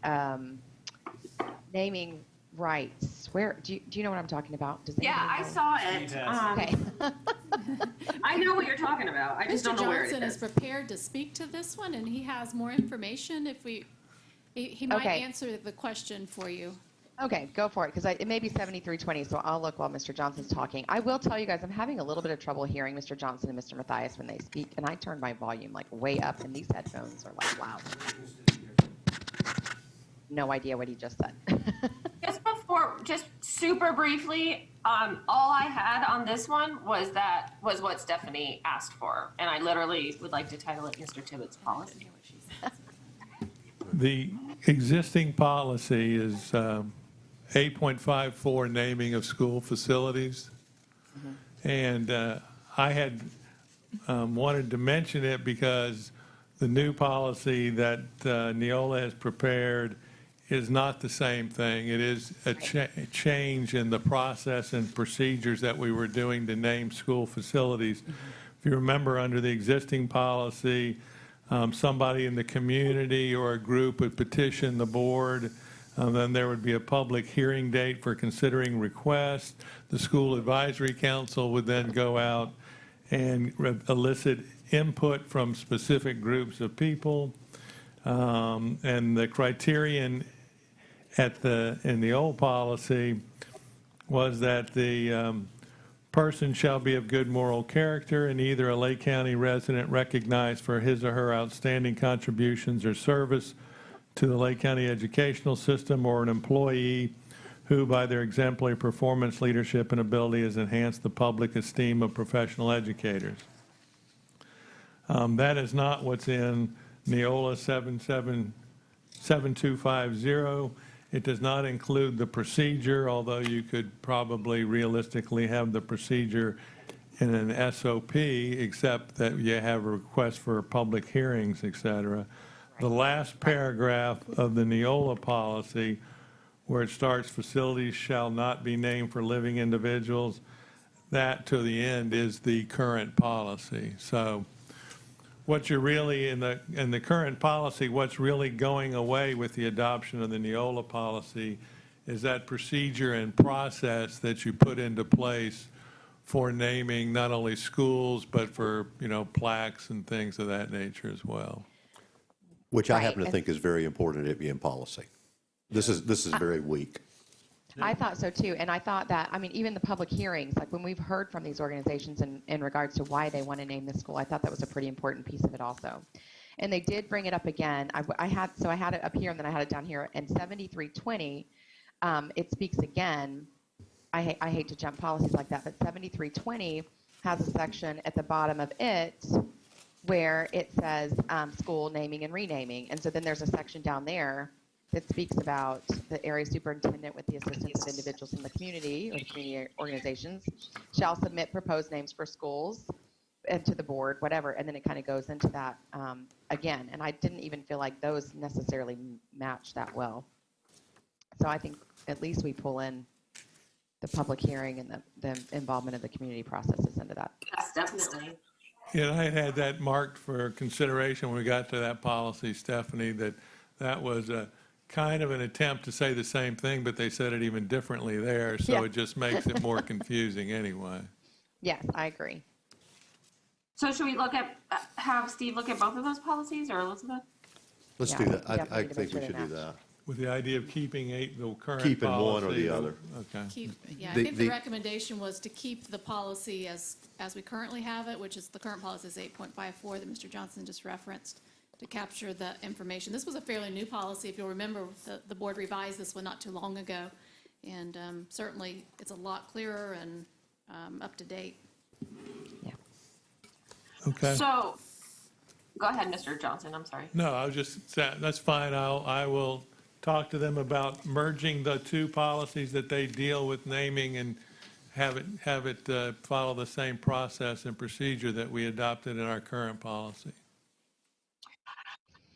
So in my opinion, having this policy doesn't supersede having a naming policy for like corporate sponsors or other sponsorships of baseball fields. Is that something we do want to, I know Ms. Luke is interested. I'm interested. Do we have a majority to create a?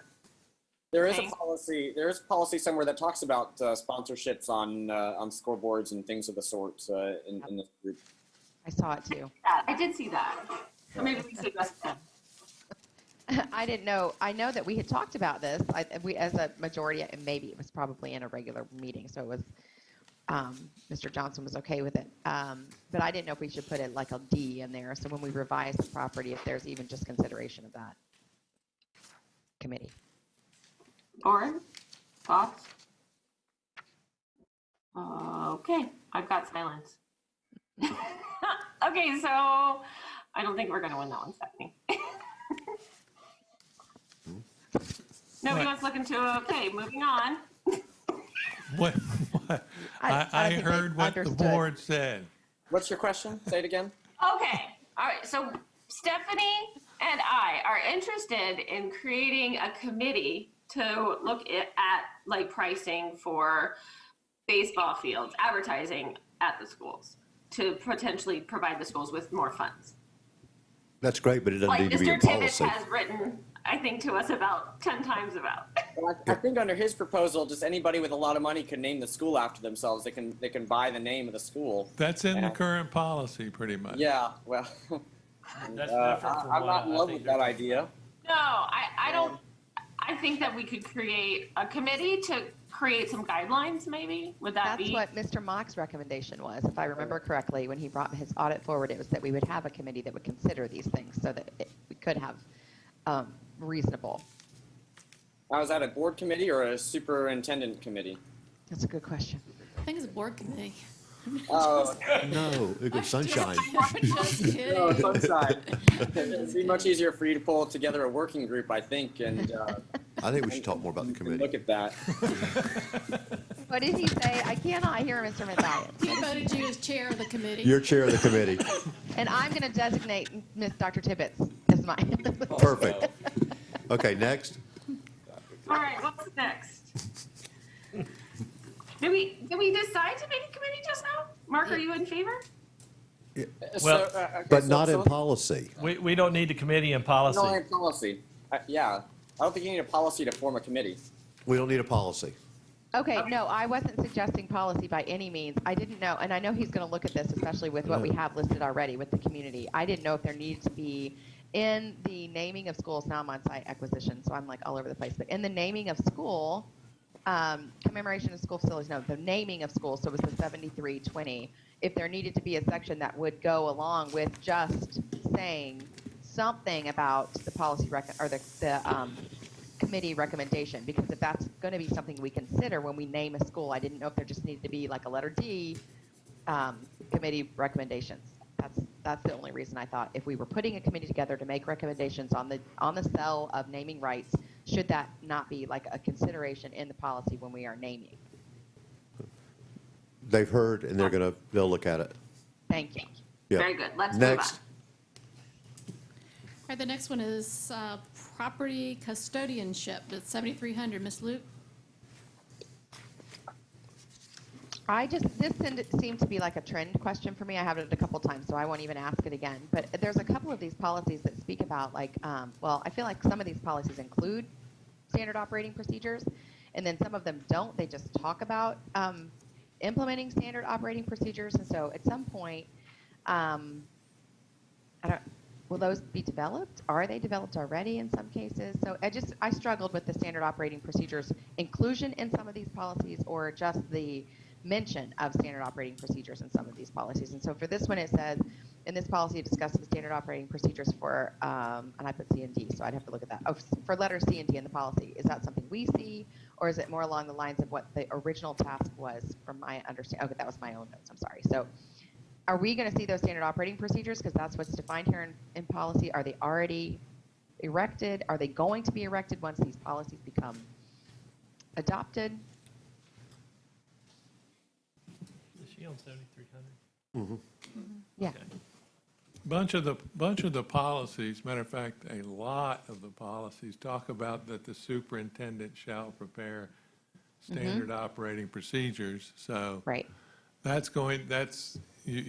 by passing those policies, ultimately, you will be directing the superintendent that she'll have to, in order to comply with the policy, prepare those standard operating procedures. I mean, certainly they'll be accessible to you. As far as approval, I can't remember going back whether Neola changed how we approve standard operating procedures or not, so I have to take a look at that. Okay, thank you. Okay, next. Okay, the next one is disposition of surplus property at 7310. Dr. Burns and Ms. Luke on this one as well. Yeah, I'm not sure why I was asking if well, I think my question is, one, this policy needs to be like run over for editing, but also, I think my question is this all just statute? Can D be changed at all?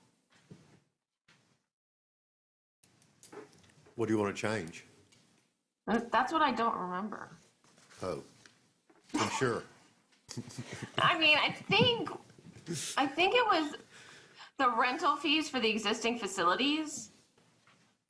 And I think it was the fact that we can't sell schools to charters. And I think that's what I was trying to ask, was currently we own the charters, which means in perpetuity, we will be paying for their maintenance costs on the buildings.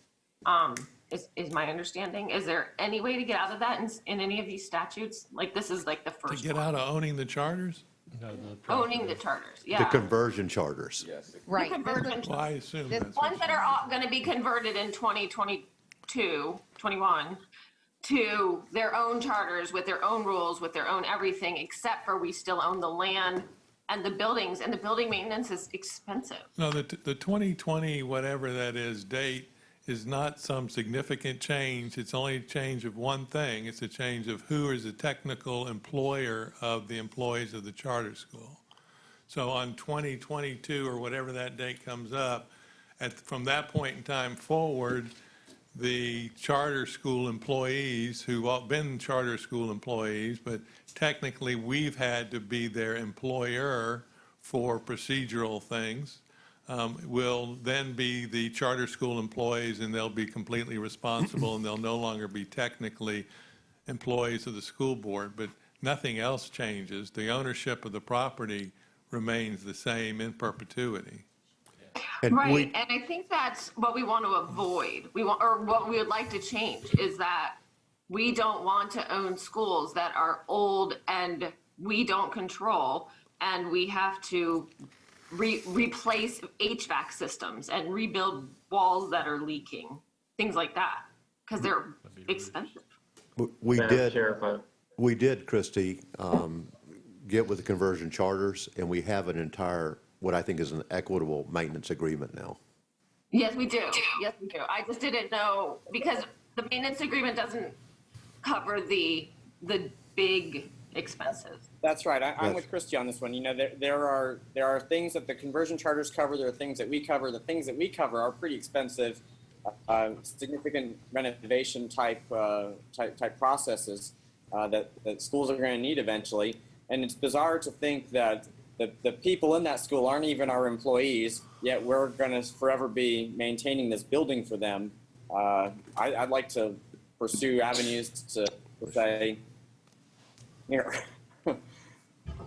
It's Well, just Excuse me, Madam Chair, if I- They're under the cops at the moment, I think. The majority of the probably conversion charter schools, so it's not, I mean, I'm not sure what you'd possibly do involving that. But the rest of it is that the statute, if I recall correctly, says that we have to maintain the charter schools through a management agreement in the same manner that we maintain our property, the schools that we utilize every day. So, Mr. Ward has some thoughts on it because I share y'all's sentiment about them paying nothing, but we do get revenue, correct, Scott? Mm-hmm. Scott Ward? So the revenue we get, that we get the 1.5 mil capital outlay. We do not get any other additional revenue from the state or from the county to support these schools for their capital outlay. Madam Chair, I did want to add, I've actually had several conversations with the Department of Education on this. They've battled it around a little bit legally. I've also had some conversations with the attorney, Mr. Johnson, and currently, there's no legal way for us to transfer the ownership of those facilities to the charter schools. In effect, we would have to declare them as surplus, and because they are all in good working condition schools, we are not allowed to declare them as surplus. Therefore, we cannot transfer them. We right now, we do not have a legal method to do that. But what we do have is debt right now that we're still paying on them. Right. Yeah, and there are, I think Mascot and Mineola are the longest running cops. If we could get over the legal hurdle, I think we could very easily amend the cops to take them off because we've more than paid the share of the value of those schools. So I think we could get beyond the debt service hurdle. We just can't get over the legal hurdle of transferring the ownership. Right. And I'm just going to add on to this because my question, even further than this, was this kind of speaks as if we might have more conversion charter schools, and I think that the current discussion that we're having would lead us to want to avoid that. And having a public school that converts to charter status, no rental or leasing fee for the existing facility or the property normally inventoried at the conversion school may be charged by the board. So is there language we can include that would prevent us getting more schools in a conversion charter status? I only heard about every other word, Stephanie. Is there any way to prevent future conversion charters? The law doesn't allow it. Right, The the law. conversion charter? Yeah. Isn't it a 51 vote? I think there's a law. I don't think that's much of it. I mean, the charter schools in the last few years are all gone with the multiple charters from out of county providers, like Pinecrest. Right, and I'm not worried about them. I guess specifically this says a charter school receiving property from the district, right? Hold on.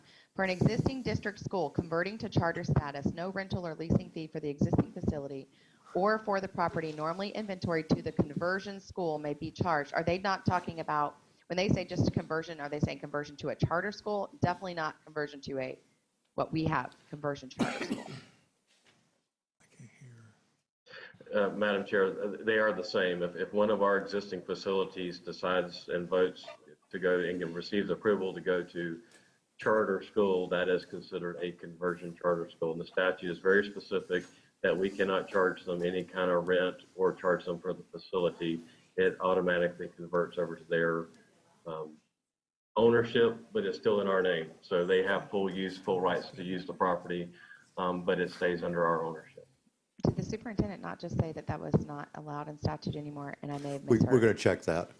Okay, that's what I wanted. That was where I was going. Yeah, I thought the whole obviously we wanna conversion avoid that. process was an open window, and the statute allowed for back when they first converted, and that window's now been shut, especially. Which makes sense, because I haven't heard of any charters converted. Yeah, and if you remember, we're I think one of the only counties that actually even had anyone who took advantage of it at the time, and we know that it all sunsets in 2022, so. I'm not And then even that sure made me why wonder the if we even language. needed it. Right, Yes, I'm not that's sure why there's exactly my even point. language here that addresses it. Right. Well, So there's maybe another look at this section one. in here somewhere where they've rewrote the charter school statute. So We I'll need to take look a, at I'll, striking while you're that. talking about the other, I'll take a look at, since they Okay. wrote the whole statute out, see if it says anything in there. Okay, thank you. Very good. Thank you. Moving on. Okay, the next one is 7320, acquisition, removal, disposal, sale, or exchange of major tangible property. This was a popular one. I think several of you have comments on this one, including Mr. Johnson. Which number is This is 7320. I already spoke to mine on this. This was part of the renaming and the naming of facilities, just so you guys know. Did it? Okay. Just one second. Well, my question was about this 18-month waiting period. Seems like kind of a long process. Take a year and a half? That's the last paragraph of the whole thing. You're talking about under naming and renaming? Yeah, it asks for an 18-month period for community involvement, deliberation, discussion, and debate. That is a long Gosh, I time. just don't know why you need a year and a half for that. 3 days. I mean, my goodness, you'll start the process, then you'll have a different board by the time the 18 months is up, and then you got to start all over again so these people can get new feedback. That's why I'd asked for a pull about the naming and renaming section was in conflict with the other statute. So But we this- want to shorten up that 18 months. So. Yeah, right. Okay. So you're following up with Neola on this too, Mr. Johnson? Yes, the ma'am. 7320. Any other discussion on 7320? We're going to get those corrected, changed. Sanitation and, Let's move on. sanitation and housekeeping is the next one. It's 7420 and it's on page 18. Okay, well, Kim commented on this section. My comment was, I actually really thought this section was helpful. I have dealt with schools that needed to have more attention to their cleaning problem. And it really affects the health and well-being of the students. So I actually really like the addition of the teachers and the staff to a cleaning overview, I guess, or is it clean committee? But I'm happy to discuss all of Tim's comments. 73, the sanitation, fourth paragraph, clean campus report. Oh yeah, same thing with me. She's concerned about the fact that she didn't understand why teachers and students would be included in the campus group. And then, sorry, reading notes, discipline. Oh, I thought no, wait, that's not done. Oh, right. So obviously it's a change of policy. Mr. Johnson, could you speak to how these policies that we're creating intersect with contract? Because we can't talk about it at all online. So, because contract is really. How they intersect with contracts? Well, like this particular point, it's a, it's a change in working conditions. It's not done by the head custodian. So can we put this in policy? Sorry.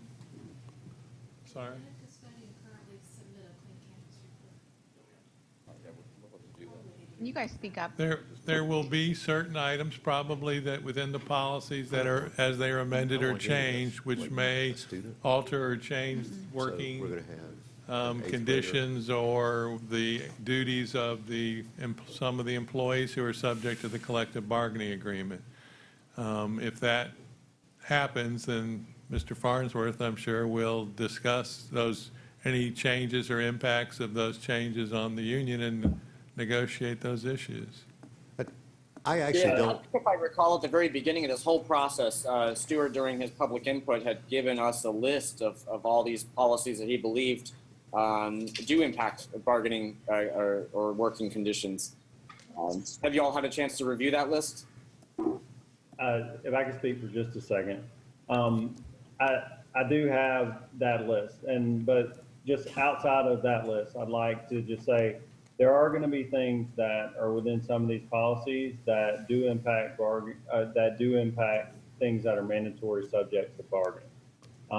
But at the same time, there's also many times where not just our unions, but unions anyway, they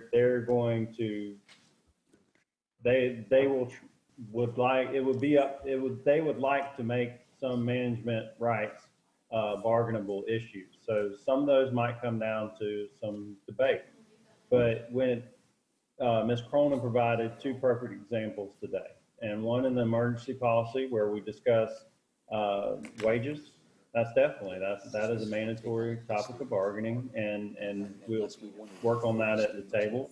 And then probably with this one, what you're looking at is there needs to be clarification because some of that could be interpreted as an evaluation, which we talk about things in contract with evaluations, and there's board approved and ratified issues with those things, and then with this, some of this you wonder how it could really. Some of it's not changing working conditions, and one of the other issues that she mentioned earlier. So those are things that are going to have to be discussed outside of these, but I'll remind people that statute trumps all. Then you have board policy that is trumped by contract language. So there are going to be times just like now where we run across issues where there's some conflict there and you wind up following what has been ratified by the board and the teachers or any union. So I did review that list.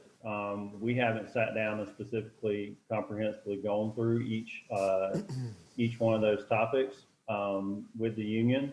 I just have the list. So I don't think, to be honest with you, we don't bargain board policies. That's the process that you guys are going through right now is where the board policies are hashed out. And they have ways and mechanisms, just like Ms. Cronin did today, that they can raise issues on areas that we need to take a look at the table, not just a list of all of them that says we need to bargain all of these, because that's just not feasible. Thank you. Yeah, so I guess the question is, I actually marked it as a policy I liked. Looking at my, grabbing my notes. Oh, the one thing I did want to change in this is just something I kept repeating in my notes. S for superintendent or designate is really confusing. And there's a few policies where we still say it's the principal. And also when I was referring people to the policy, because I have trouble, because it's hard to talk about policy that you're going to vote on. I can't talk about it online because it's against sunshine.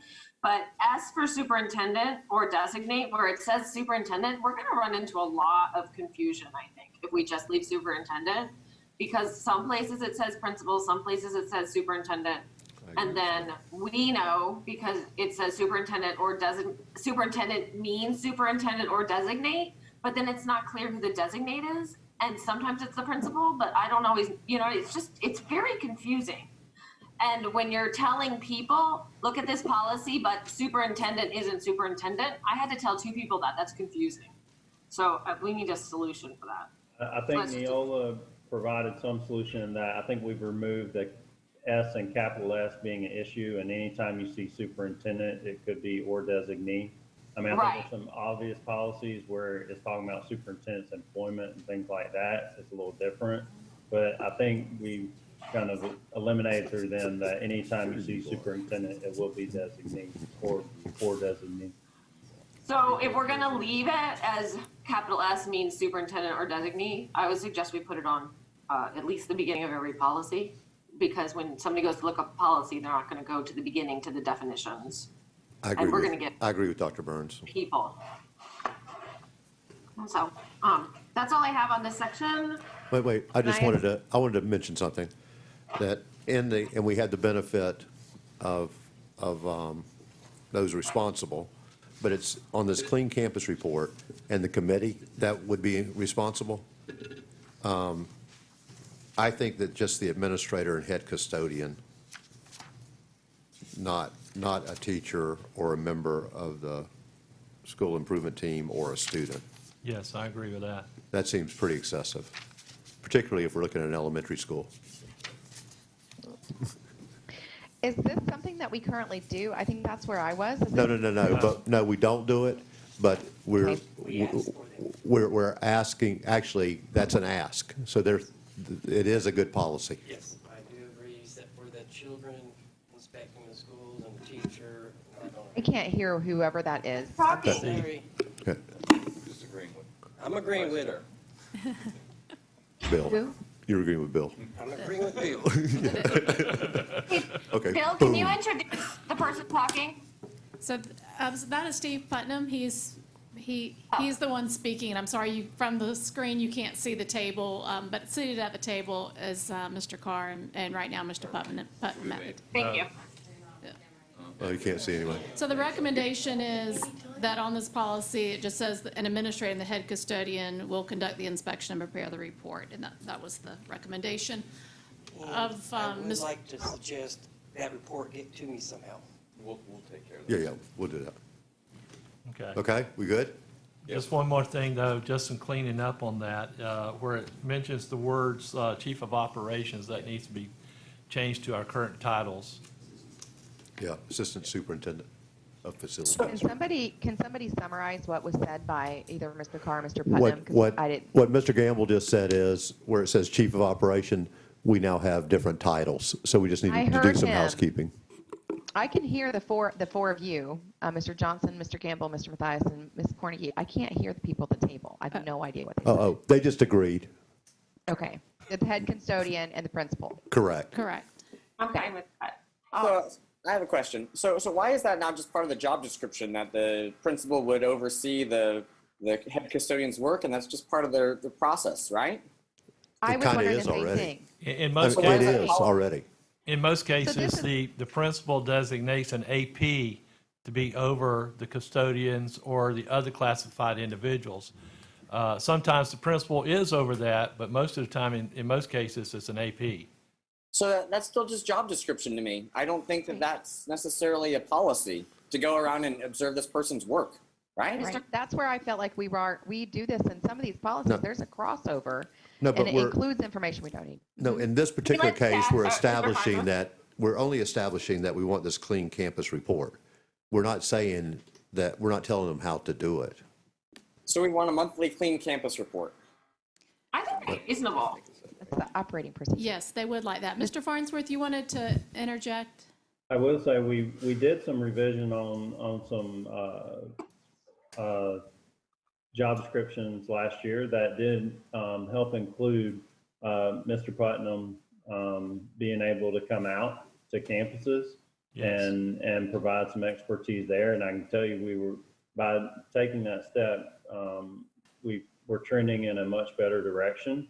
So I know he works with APs, and I'm always trying to message for our folks at the schools to work with him so they can come in and take a look at things.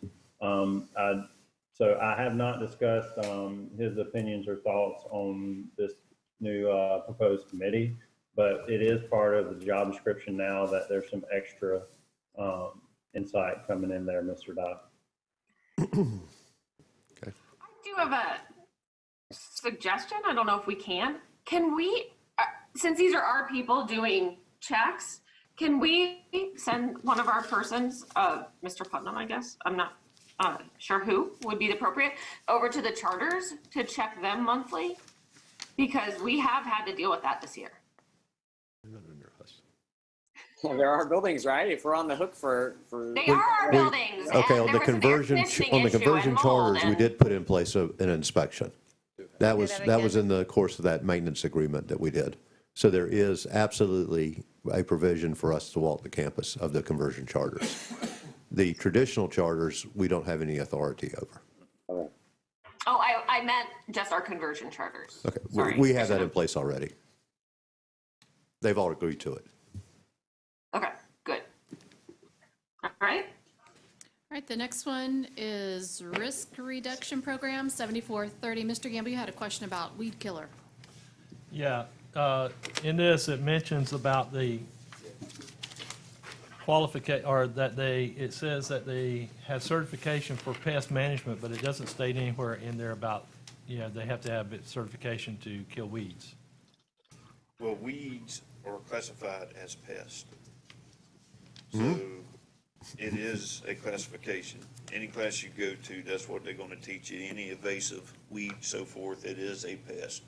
Pest management license, we want to leave fairly vague because everything that we have to cover, I have to ask my guys to have anywhere from 6 to 8 different licenses to keep us within USDA guidelines. So, and I mean, the last part of the sentence there says, all persons applying pesticides on district property shall hold appropriate state license or certifications. That pretty well covers it all. I mean, they keep changing it on a regular basis. Now my staff have to have a state license to apply fertilizer. And that's not even an actual chemical, so. Right, and there's only certain times a year you can do it now. Correct. Okay, that worked. Okay, I'm fine with that. I know in some of our job descriptions, it does specify. It does specify, and I'm trying to get some of the, we're working with HR to try to get some of that changed around where I have the latitude, or Mr. Card, to where I can pick which license is needed at the given point in time, because as the state keeps changing them, I don't need everybody to hold the same one, because you got to have so many different ones to get our work done. I'll ask you later. Good. Next. And for those of you at home, that was Mr. Rogers, Gary Rogers, with Director, Supervisor. Not off of TV. Supervisor of grounds. The next one is tobacco-free environment at 7434. Mr. Dodd.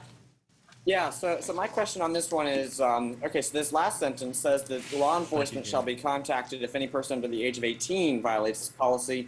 Paragraph before indicates that obviously it's illegal under federal law for those under 21. Are there any other laws out there where we exempt somebody from getting reported? So it seems like those 18 to 20 are exempted from being reported. For violating the law. Can I speak to that a little bit? We actually don't report every time we have somebody. In fact, the other policy that we put forth with the code of conduct, and I do have Sabrina Dillon Banks on the line if you want to talk to her, but says that they may be contacted. It doesn't say that they shall be contacted. Yeah. So I think shall we is had pretty asked strong. Neola and to make the change all the way through all the policies. So I don't know.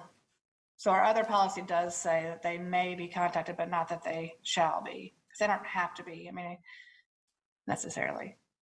So are we asking for this policy to say may be contacted? Yes. But do you want Steve to, I mean, there's a legal piece to that, but. Steve? Mr. Johnson? Yes, ma'am. Oh, sorry. Just looking at it. I think May's fine. Unless you want to make it mandatory. I mean, it's the people that are going to be reporting are your employees, most likely. And at 18 to 20, we have employees in age 18 to 20? No, the people that are reporting the 18 to 20-year-olds will be your employees. Oh, but they report the younger children, right? Ma'am? They report 16 and below, right? Isn't that what? Oh, I would But we hope don't they would necessarily report them to report law enforcement. under We don't. 21, but they would report them to the school principal or the administrator, I would think. Okay.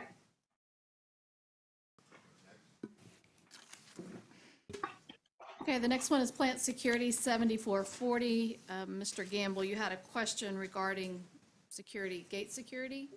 Yeah, because it makes a comment that we will have people positioned at these gates, and it kind of leaves it to me that it says that they're going to be there pretty much throughout the day when people are going to be entering and exiting.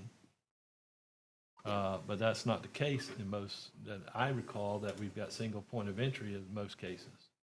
So this is required as part of the Marjorie Stoneman Douglas Act. There were several things that are mandatory, and one of them is that every gate that is unlocked during the time of arrival or dismissal, that it has to be manned by staff, and that is one of the things that Mr. Hankey's group will now go in and they do their regular campus monitoring of those types of things. And so, yes, there should be someone there at all times. Okay.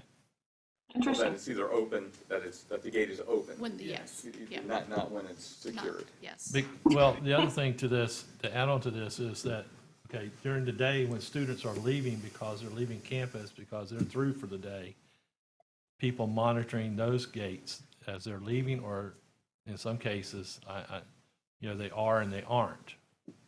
And that was a discussion at our high schools, but they now have the security doors, and so the students, the parking lot gate they're still able to leave out of the parking lot. But the building, the campus doors themselves, they have the security doors that they can't get in and out. Right. Once they go out, they can't get back in without. So does this, oh, I'm sorry. Does this apply to gates that we open at like car rider loops and lines? Or just apply to gates where students are walking in and out of during dismissal or arrival? Any gate that is open and then allows access to the campus has to be manned. Okay, so I that would mean the car rider lines too, because many of those open up into some loop or something. Yes, that would be the case. All right, I think that's going to be a big shift for people, making sure they've got the staffing for that. Well, it was required starting last school year, and so it should already be in place. And something that I know principals have been tasked with monitoring to make sure that those gates are manned. This is a requirement, and it has been for a while.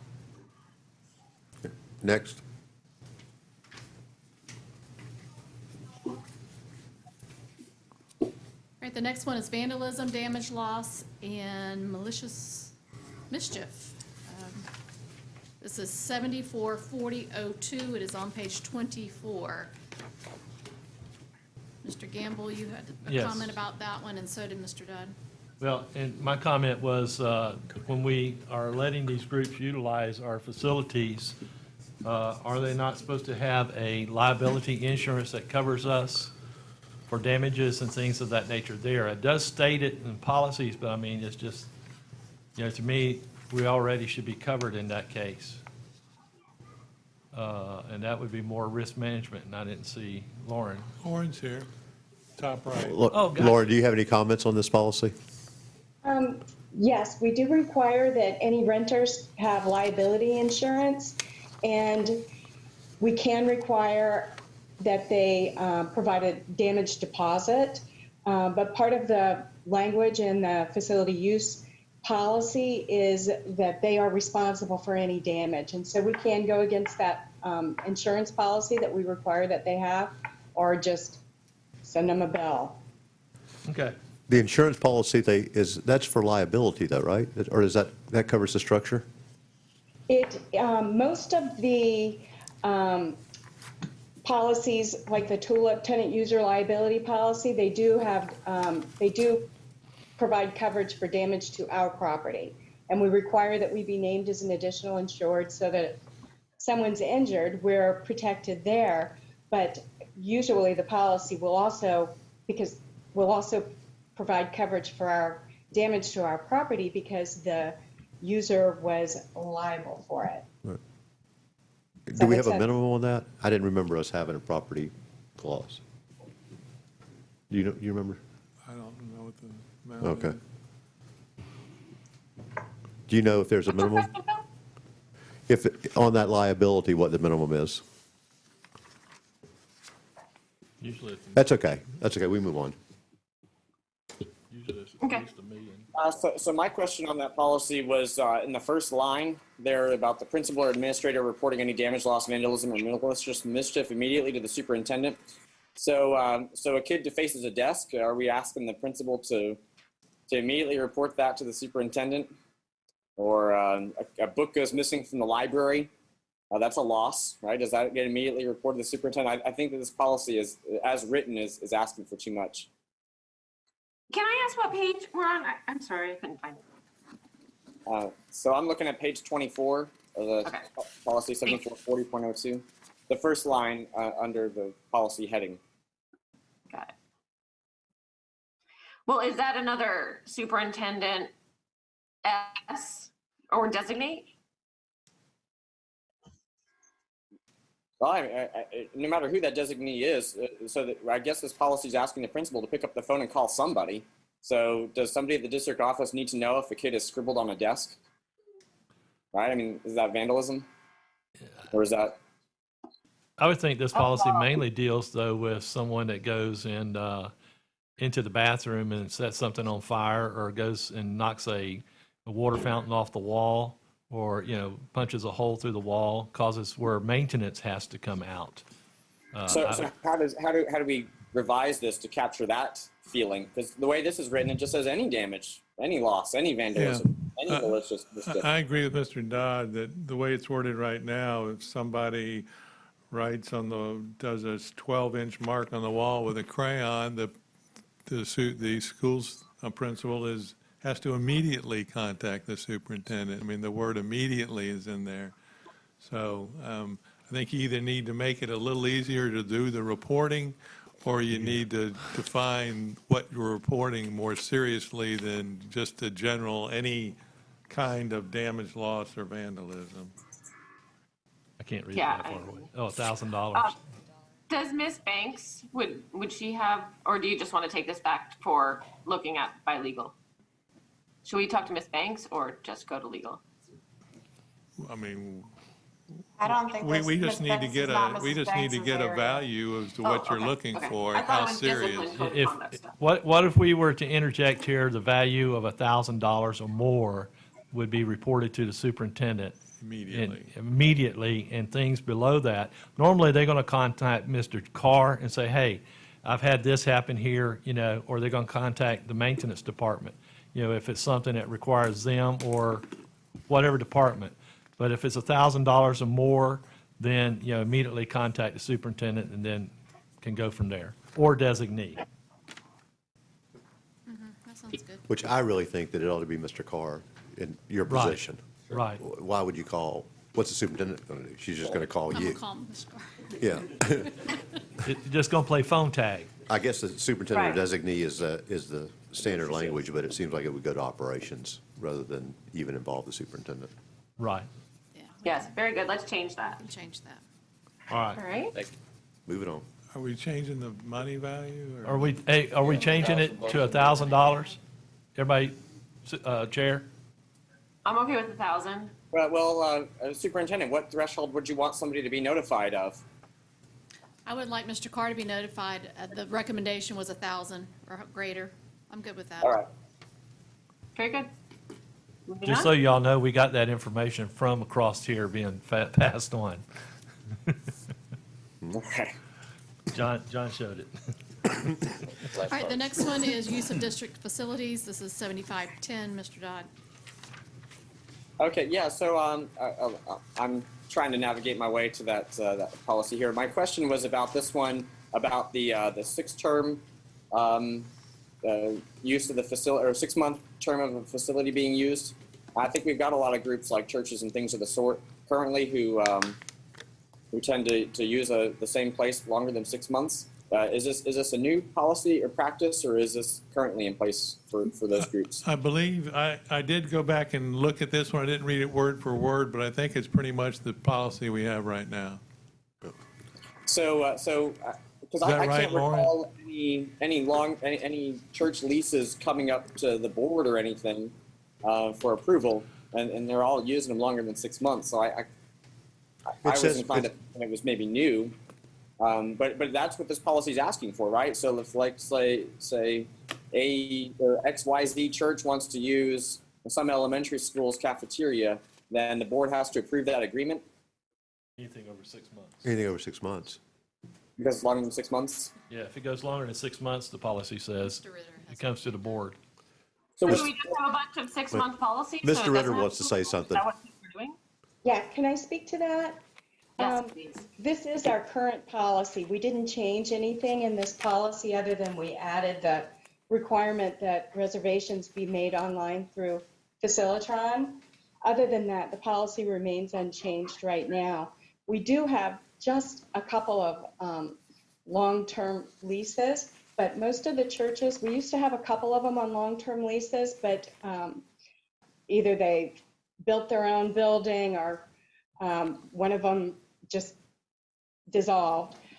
So we're doing all the churches right now just on 6-month leases, and we review them and renew them every 6 months.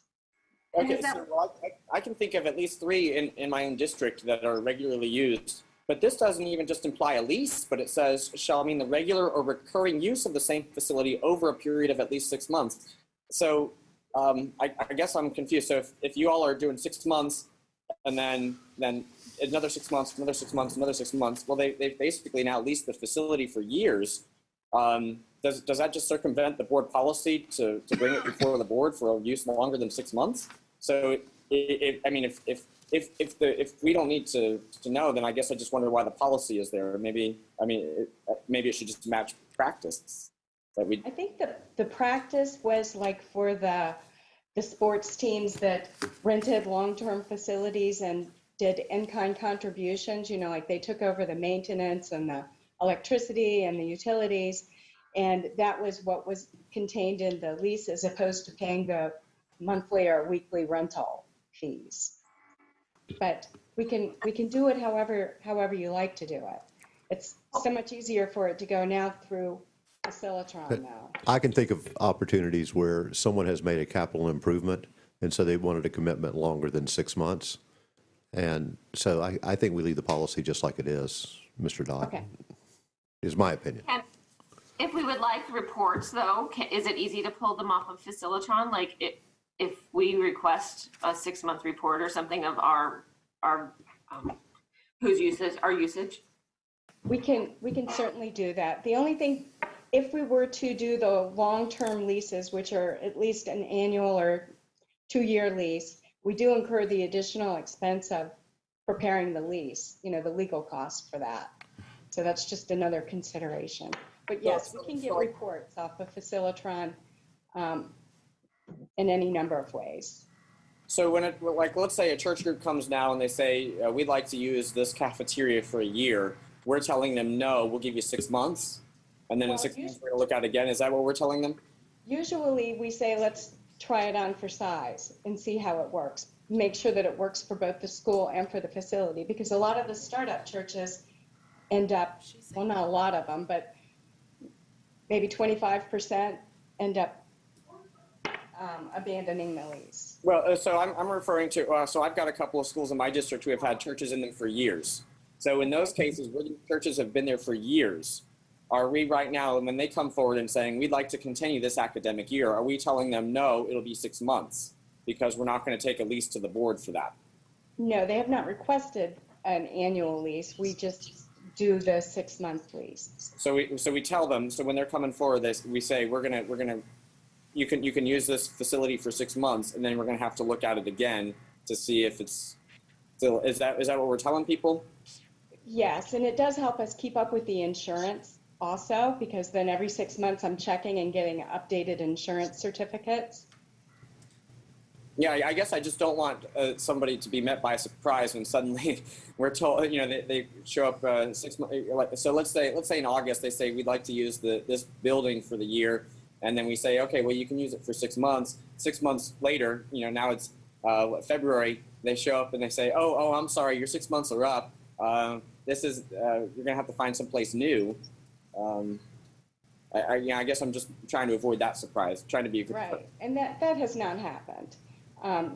Certainly not with any of the churches or community groups. If we have any issues or problems, we've been able to work them out. But generally the churches have been really, really good partners with the schools, and that we haven't had any issues like that, and we haven't not renewed any leases or rental agreements. Okay. My next question about this one is about the user fee schedules and being adopted from time to time. Have the fees schedule been adjusted to compensate for Facilitron's added charges? No. When we implemented Facilitron February 1st, and so we had February and March rentals, and we just received the payment for that, our net payment. But the intent was to review the rentals and the analysis, because they have a lot of data analytics capabilities in the Facilitron software, so that we could analyze what our actual costs were and then adjust our fee schedule or take that back to the board with recommendations for an updated fee schedule, because ours is very inadequate, I think, right now. But with the current situation with COVID-19, we've stopped all facility rentals because campuses are closed, and so everything's just on hold right now. We don't have enough data just yet to do that analysis. Okay, that makes sense. Okay, so my next question is about the exemptions. I think I'm finding these on page 30. One of the exemptions is for non-approved, non-sanctioned clubs. Why would they get? Why would they be exempt? And I'm sorry, I see the exemptions. Which number is this? Which bullet point is it? Oh, number 7. The groups that are comprised primarily of Lake County students who are meeting as part of a non-approved, non-sanctioned club or organization. Honestly, I'm not sure why that's in there. The initial policy was created by a large committee, and I'm sorry, I can't think of exactly who that would apply to right now. I guess it would just be student clubs meeting on the campus. Okay. And then remove that. Okay. And it might be a good idea. I got one more question on this one. And in the appeals section, we've specifically called out one group there, the Boy Scouts of America, or any other group affiliated with other youth group listed in Title 36. I guess I'm confused as to why these people are listed in the appeals section. It almost seems like an appeal means that you've been denied in some way.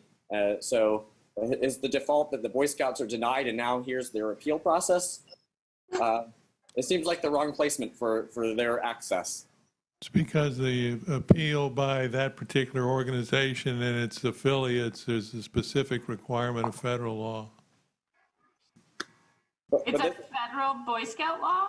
There's a federal law specifically singling out Boy Scouts for the use of public facilities, and it requires you to have certain things incorporated into that use, and this appeal process, if they're denied, is one of those things.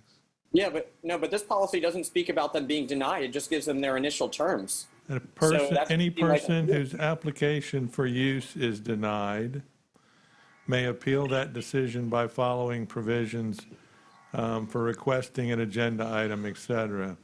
And then it talks specifically with that appeal, you have to have a separate appeal process for the Boys Club.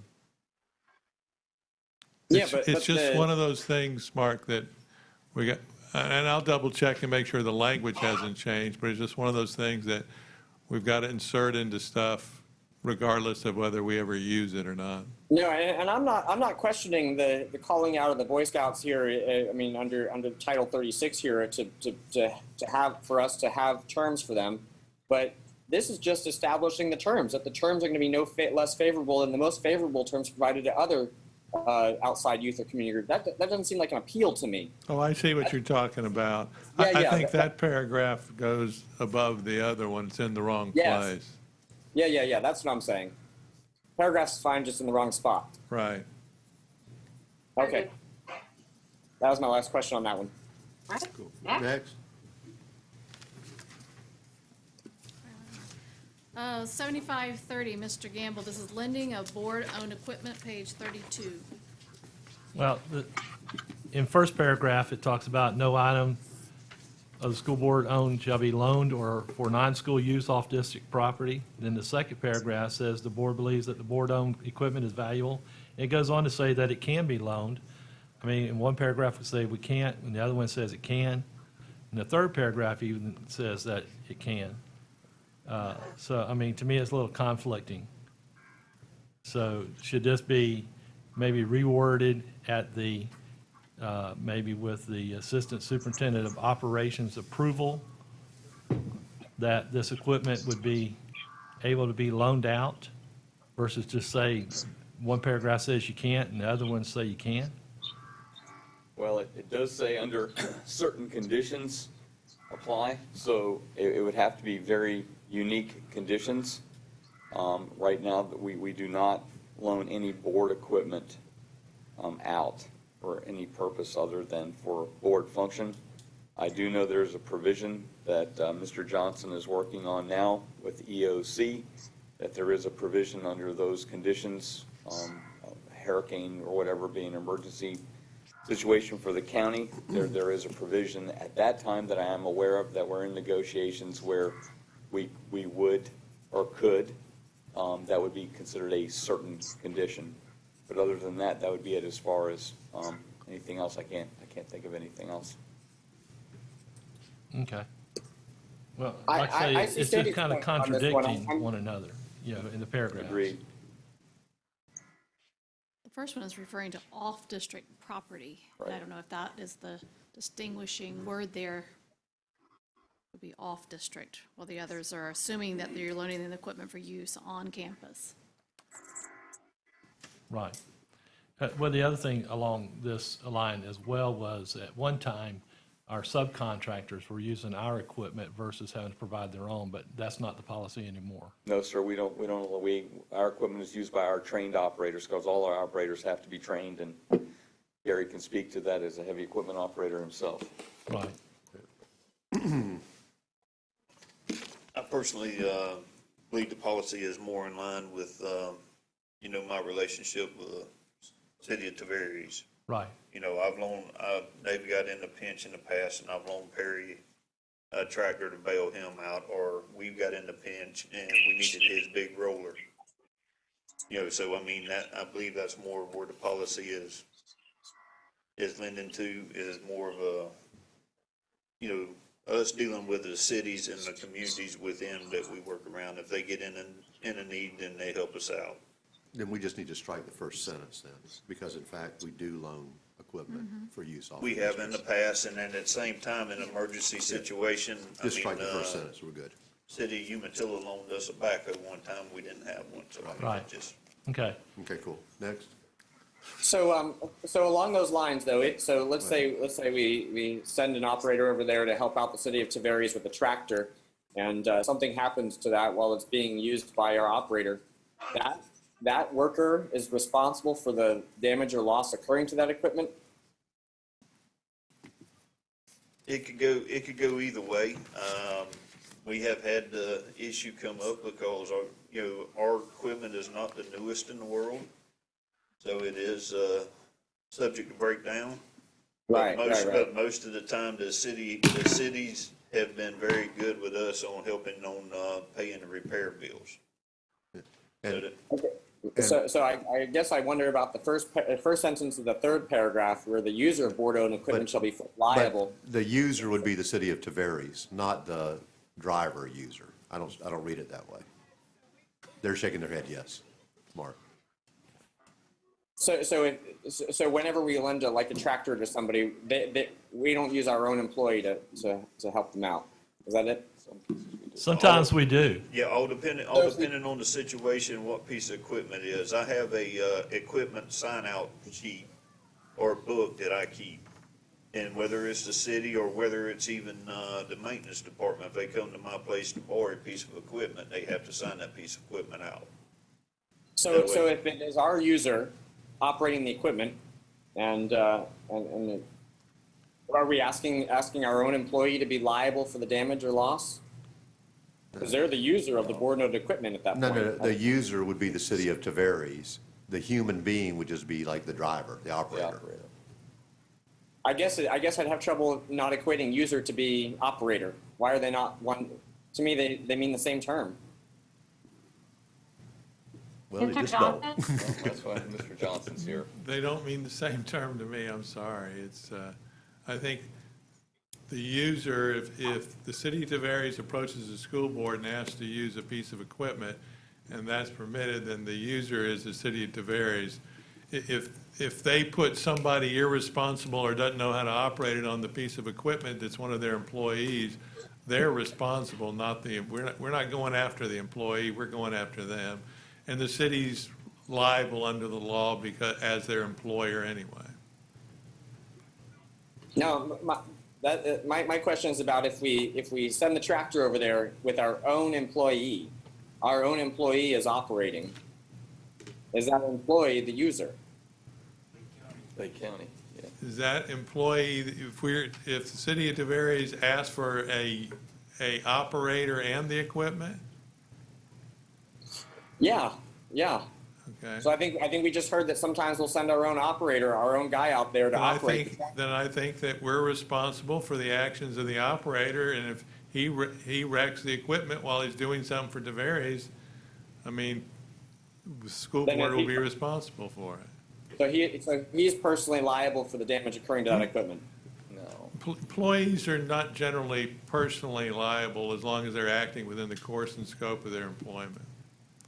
So if our employee if he was told to go take this piece of equipment over and do some job for the city of Tavares because we're helping them out, he's not going to be personally liable, besides the fact that it's a practical matter, he wouldn't be the person that we would look to as being responsible.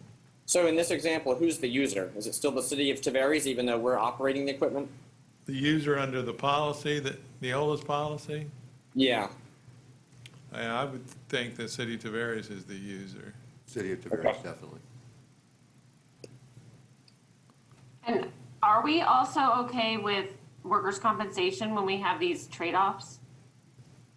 Or as long as our workers' compensation policy doesn't exclude it, that would be for Mr. Ritter to answer. But I would assume that would really not be an issue. Okay. I don't want to bring up a problem if it's not a problem. Is it a problem, Lauren?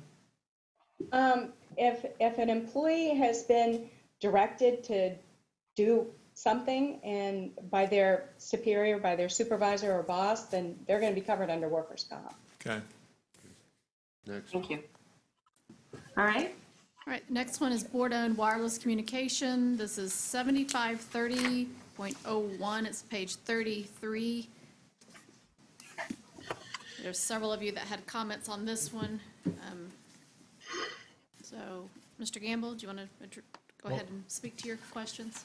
My comment is on page 34, and it's the last paragraph, actually, under the heading of board-owned cell phones, where it makes the comment that staff members are required to answer all calls on his or her board-owned cell phone and promptly respond to any messages. I mean, on the weekends and things, and vacation and all that, they've got their cell phone. Are we telling them they've got to carry their cell phone with them everywhere they go? So, I mean, to me, this is kind of a little vague for a requirement. Yeah, no, my interpretation of that and how we've been employing that, and again, my team behind me can speak as well as online. If we designate someone's on quote unquote should be on call, or we reach out to someone for an emergency type situation, we have our we have leads that are part of that, but it doesn't really go beyond the normal working hours. So if they have a district cell phone, are they tied to that 24/7, 365, and they must answer the call beyond normal working hours? No, sir, not unless we've had a conversation to create alert. Alert again is for emergency operations, storms, or whatever type of an event that might be anticipated but noticed would be given prior to either to all individuals or certain individuals. So prior notice, in other words, so this could be reworded to say that if they're on call or in emergency status. Yes, sir. Then, okay, and I can understand the other part of this would be, well, this is also dealing with while they're here at work today, they should be ready to answer the phone. That's how we interpreted this policy, was specifically that, the latter. Okay, Was but- when they're on shift, they need to be responsible. Yes, sir. Right. I agree with that. And I just added the extra, just, under certain limited conditions. But yes, sir. I agree with Sandy on the on-call status. Yes, sir. And the emergency status. And then do we want any provision at all that they would not respond if driving? Yeah, I think that's on there. We have that in policy that there. It is in policy. Where is it in here? It's not in here. It's Calvin. It was in an old policy. Yeah, I just. No. But it's not in That's what this we're talking policy about. here. This is the one we're talking about. Right. Okay. It's not in this policy. It's that not, I read. right, I just have to It was in the refer- old policy that you're talking about? Yes, sir. It was in the old policy, but Yes, sir. they did not revert it to here. Okay. But law says we can't answer the phone while we're riding unless we have hands-free. Right, but we've taken that a step further still. So Right. when you're driving, you're driving. Yeah, but these are now the new policies. Yes. So, So we need to make sure that that language is Well- captured in here as Well, well. I think Alex made a comment that it might be in 8625 under the transportation oh, board. 8625. In there. The policy 8625 governs the work cellular device while driving. Okay, Oh, okay, good. So it's 86. Good shot. thank you, sir. All right. Does it say? I wanted to bring up were we done with that? Yeah. With that part, Okay, not- on that same policy, I just wanted to bring up Kim's concern about discipline for using the phone. There is a lot in there that I read that I was surprised, I didn't frankly know that we weren't supposed to use the phones ever, except for in extreme emergencies. Like, I don't know what my actual policy is on my phone, but I don't know if most people Well, you do constantly now. carry two phones. And can I just piggyback on that? So my question in this policy is how diversified it suggests that our cell phone contracts are. And the only thing that we're given is just that we know that every department has a cell phone budget, so we see what that's budgeted. But in here, like it suggests, an annual review of the service plans available shall be made to see if the district's plans are the most economical, responsible, and if warranted, we authorize the acquisition of a different cell phone or a service plan. Do we have a variety of service plans available to the different employees that we have in the district based on what their job is? And I don't, is that economical if we do? Because a lot of these questions kind of tie in. If we're unlimited, then why does it matter if they answer a phone call quickly? That's what time you're going to be home. Hey, I'll see you around 5:30. Thanks, bye. Versus carrying 2 cell phones. Are they all hands free? Is there discipline? Like, I just was curious. Are we reviewing at every different department? Are there different service plans for different departments? I know some people turn cell phones in before summer, and some people don't. Like, is this new? Is this something we should have Tom audit? Like, I just had a lot of questions around this policy. John. Yeah, I will defer to Dr. Wheeler on that because we do have, different phone plans for different types of employees, and I'll let Dr. Wheeler respond to that.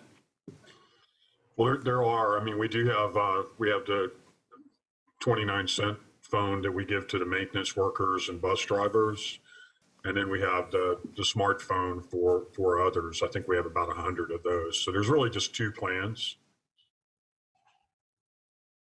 Okay. But in the plans, Creed, I think the question is to sign off on their monthly statement each. We don't do that currently. And then if we're on this unlimited plan, then we're going to go into somebody's paycheck and take out 8 cents because they made a phone call or received a text message because that's the prorated share. We currently don't do that either. Yeah, I Can think so. we align this policy to what we do? Right, that's what my big, and a 29-cent phone versus a smartphone doesn't really speak to the plan either. Like, I think that we should talk about what we're doing currently and have a. But philosophically, do we want company equipment being used for personal phones and texts and photos? I say no. That should be the district business should be conducted on the district device. Personal should be done on their personal device. right. So. I think that's a fine practice, but I think to go in and then have everybody sign off on their monthly statement every month to look at that and verify that now payroll's got to go in and deduct 3 phone calls, that seems to be a bit much. No, I don't disagree with that. And it particularly if we're on unlimited plans where we're not being billed any different anyway. But just philosophically, I just think that you should be using your company phone for one thing and your personal for another. Yeah. I mean, you take that a step further, and I think one of our other policies speaks about computer usage, and that policy then allows the employees to use it for their personal use outside of their work day or hours, before, after school, or on meal times. So if they're able to go to, I don't know, ESPN.com and check the Red Sox score, we shouldn't be going and prorating our internet bill for them, right? Right. And this might, oh, go ahead. I don't know who said that. I'm sorry. Madam Chair, would just like to add that we have to be very cautious as to how much we allow employees to use it because it could become an IRS issue if we're allowing them to use it consistently. They have a diminished fringe policy that allows them to occasionally make a call or receive a call if it's not at a great expense to the district. But if we turn it over and allow them to use expensively, then we could have a taxable issue. Is that because of the E-rate? Are they purchased through E-rate? Oh, it's just a different. They're not. Cell phones are.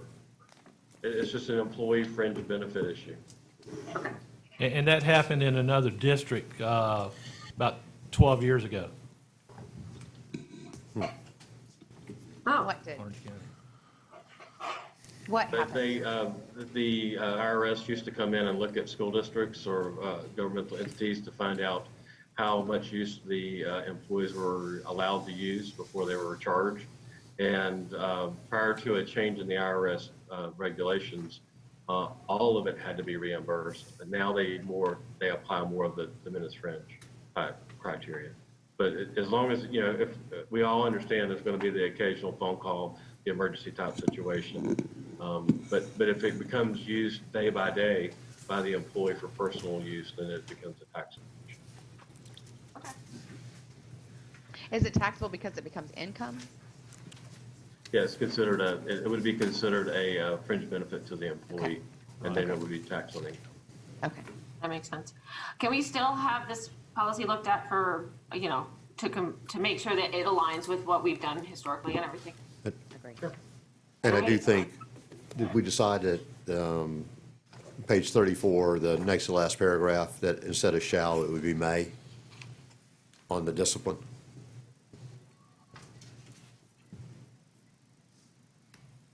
Yes. Yes. Cool. I'm sorry. No, it's your department. Right. Yeah, I agree. Okay. Very Next. good. So yeah, so this one will be revised and brought back to make sure that it aligns with current practice. So I don't know if that's Dr. Wheeler's area that one needs to go back to. The next one is staff and school officials' use of wireless communication devices. This is 7530.02, Mr. Dodd.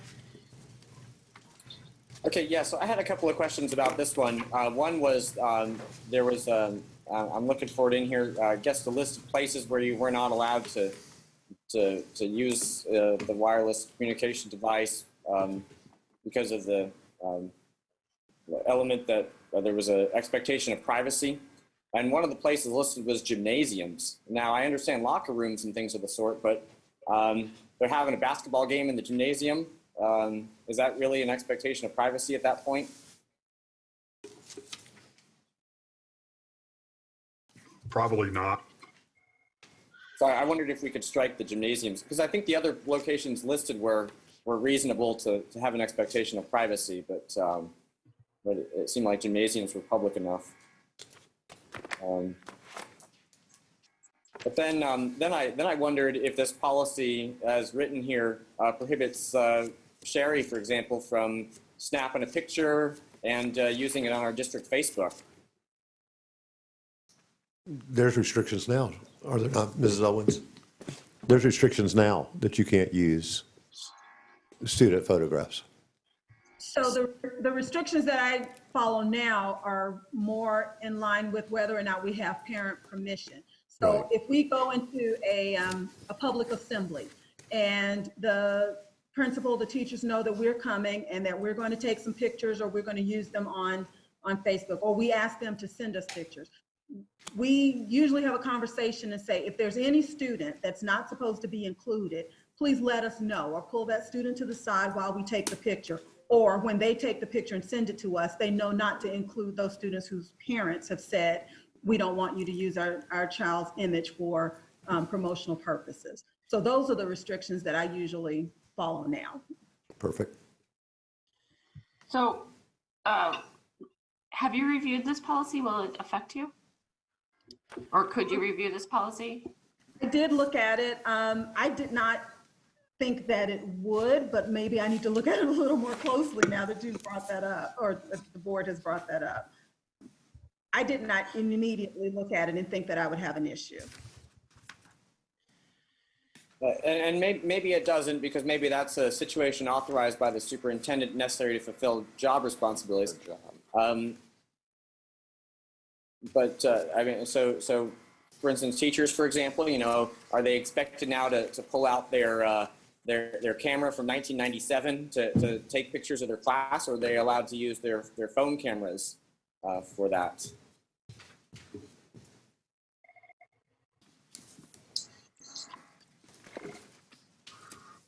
Who's going to answer that? Is that just in the realm of being authorized by the superintendent? Does the superintendent authorize teachers to do that? If that question is directed to me. Oh, I don't know. I was lobbing it out there. Okay. I can say that the common practice. It's like Hollywood Squares, nobody's answering. I don't know whether X or O gets the square here. Mr. Dodd, I can say that, you know, overwhelmingly, the large majority of folks are using their the cameras on their phone. It's just easy to take the picture and to send it to us or to post immediately. So that is what our practice has been. Yeah, so teacher takes their class to St. Augustine on a field trip. Do they need to get authorization from the superintendent to use their phone to capture the pictures? Because I think that's kind of what our policy is saying. You need to be otherwise authorized by the superintendent or as necessary to fulfill. I don't know. So do you need the authorization, or do you say that's necessary to fulfill? I guess I'm just having trouble reading this wording to understand what's being prohibited.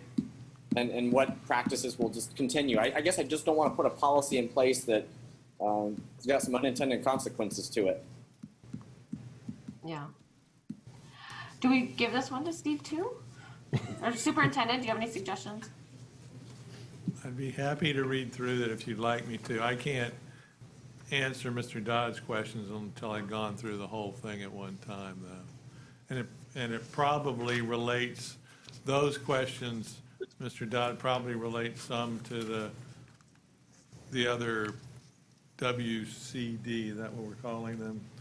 Other wireless communication device policies, because there were like 2 or 3 of them. So if you want to look at that line of what the teachers can and can't do, have to go back and take a look at them together. Yeah, I'd suggest this one go back to Dr. Wheeler as well, because I think it kind of goes with the previous policy, just to review it, make sure it aligns with current practice. Okay. We will. Okay, next. Very good. 754005, this is page 53. It's district issued staff email account. Mr. Dodd.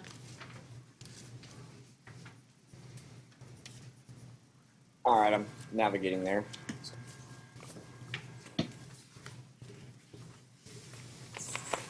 Okay, so my question on this one may very well be answered by a future policy.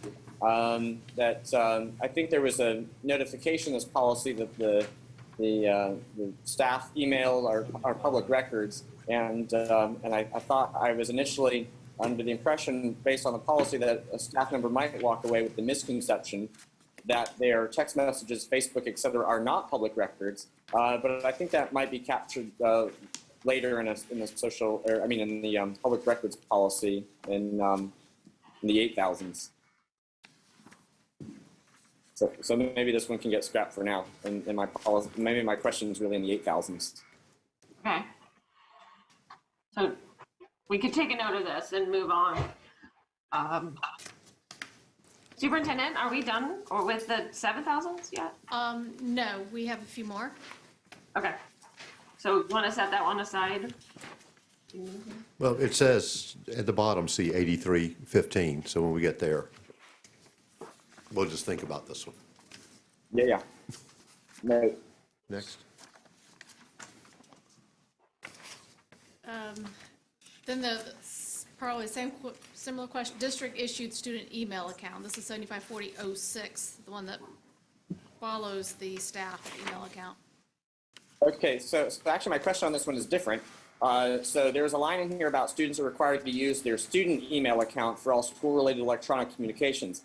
And I know that there's so many other platforms out there right now that students are using for electronic communications, such as Remind. Odysseyware has a way you can message your teacher, so does Edgenuity, Google Classroom. Those are all, I thought, forms of electronic communications, but this says you have to use your school-related, use your school email for those kinds of communications. So we can strike that. I mean, this was before COVID-19, so I guess that. How times change.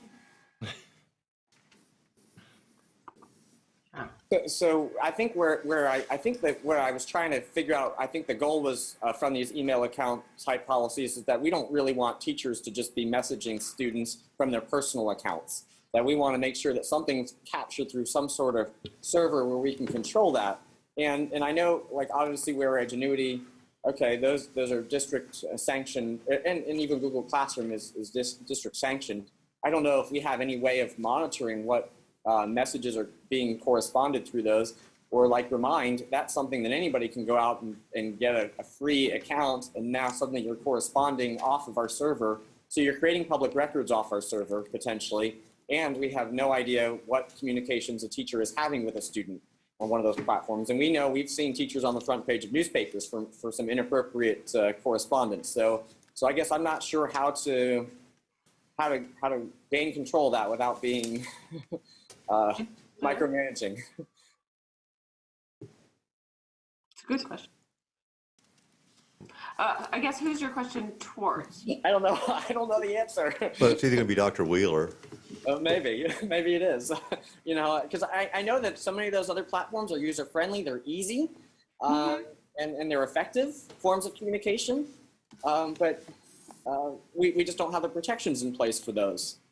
I agree that we can't just blanket it. I don't know that we just blanket cross it off. I definitely think that we should. There are a lot of apps that are being used. A lot. I'm here. So Dwayne raised his hand. So I have a couple thoughts on this. One of the things is that you are correct as far as like we've seen a proliferation of in-app communication that can take place. And so one thing that I think would probably make sense in the beginning, Google Classroom is maybe more for exchange, but even it had a comment feature, to be honest with you. So in its primitive state, it was there. And with Ingenuity and Odysseyware kind of arising, then we did see some communication there. A note about Google is that we do have some archives of the chats. Like that's actually a feasible thing. It's not necessarily universal throughout the system.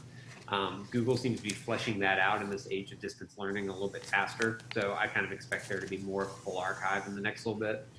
But I think one thing that might be a recommendation of mine, if I'm looking at it, is that the word email probably does need to be maybe, especially based on this conversation, substituted for application. Because I think what we're going to see is that Google Classroom is a perfectly valid district approved application. It includes those communication features. And so as based on this conversation and as this policy needs to probably evolve, I think it does need to include applications. I think it is important, like Mr. Dodd said, to differentiate between personal communications. We want to make sure that that line is pretty rigid to some extent, because one of the things that we may lose in that ability is I think this archive, like these archival systems come in place, like we can't actually see these communications, is that if somebody has a personal account, we run the risk of them going off grid and then all of a sudden us not being Could I make a suggestion? I don't mean to interrupt, but this meeting was not about talking hypothetical changes to a policy that y'all presented. It was supposed to be a document that we were going to be looking at. And I would suggest we take all the technology documents back and let y'all, now that if these were done pre-COVID, we are now post-COVID. And I think that if you have ideas, they should be in a document rather than us talking hypotheticals. So my suggestion is all technology should go back. I agree. So policies beginning with 753001 through 7543 Very good. I like this idea. are going to come back at a later date. Mr. Johnson, you had a comment about 7542. I don't know if you want to It was just. make sure Dr. Wheeler hears your comments before they go back to review these policies. That one is they've just got some option 2 heading post stuck in the thing out of the middle of nowhere. They need to fix it. I'll get with Creed about that. It's typo, okay. Okay. Okay. Where are we, and So do we need? We have one left in the 7,000s, and then we'll be done for today. Very good. 7544, this is a social media policy, and this would be under Ms. Owens, so we'll go ahead and address this one. And Mr. Johnson had a comment, and so did Mr. Dodd on this one. I think Elizabeth had a comment. We'll be here. My comments on this one, pardon? Oh, I'm sorry. My comments on this one, Sherry and I developed some SOPs for web and social media usage.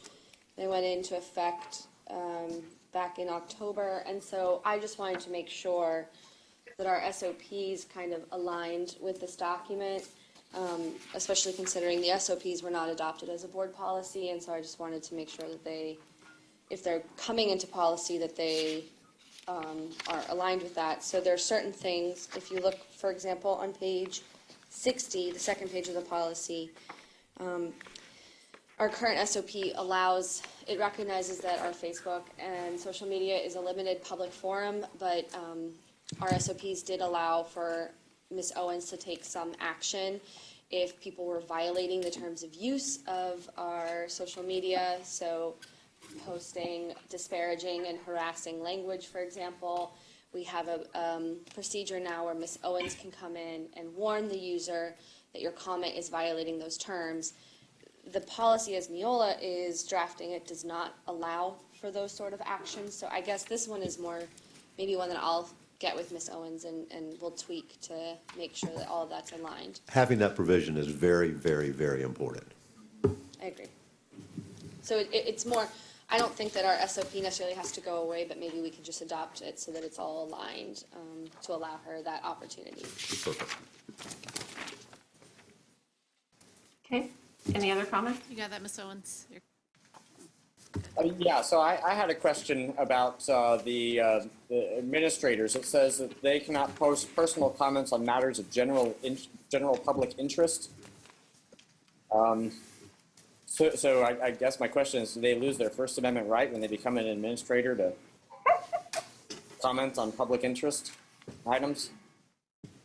What line, what page is that in, Mark? Gosh, I'm looking for it. I have it written down, but I can't find the line in the policy. I know, right? But I know it's in here. I didn't make it up. I wish we could search. Yeah, because yeah, I can't use a find feature on this. Maybe y'all can help me out and find it. What does it say? There was some line that the administrators cannot post personal comments on matters of general public interest.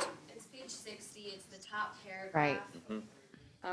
That last sentence, employees in administrative positions. There it is. Yeah. Yeah, so what? I just didn't think they lose their First Amendment right, but maybe there's some law that says that they do. It's that last part, it's saying it's because you can't have it being misconstrued as board-sponsored speech. That was I think. That's the intent. The intent there is that if you have somebody in an authority position speaking in their personal capacity, it could be misinterpreted as the board-sponsored speech. So I think that was the intent there, but.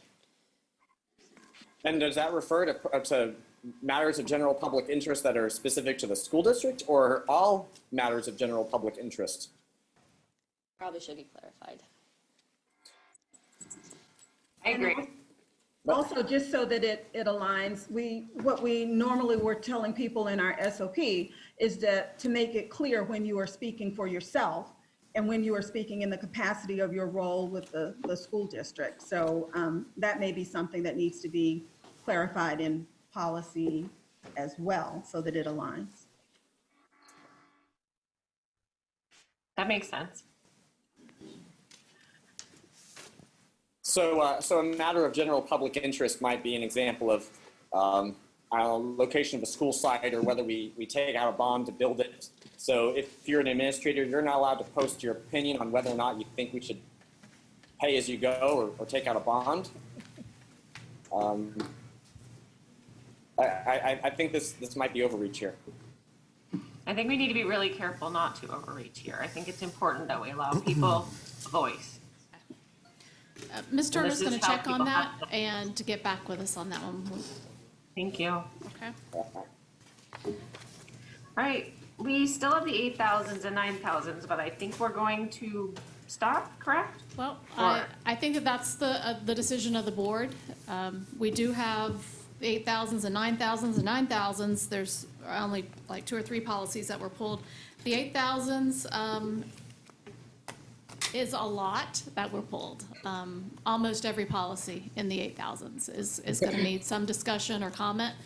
There's very few that don't. So Do the 9,000. whatever the will of the board is, we'll stay. We've got people here, or we can conclude. We do have another meeting scheduled on June the 1st where we were going to try to wrap up and bring back those that needed to come back on that date.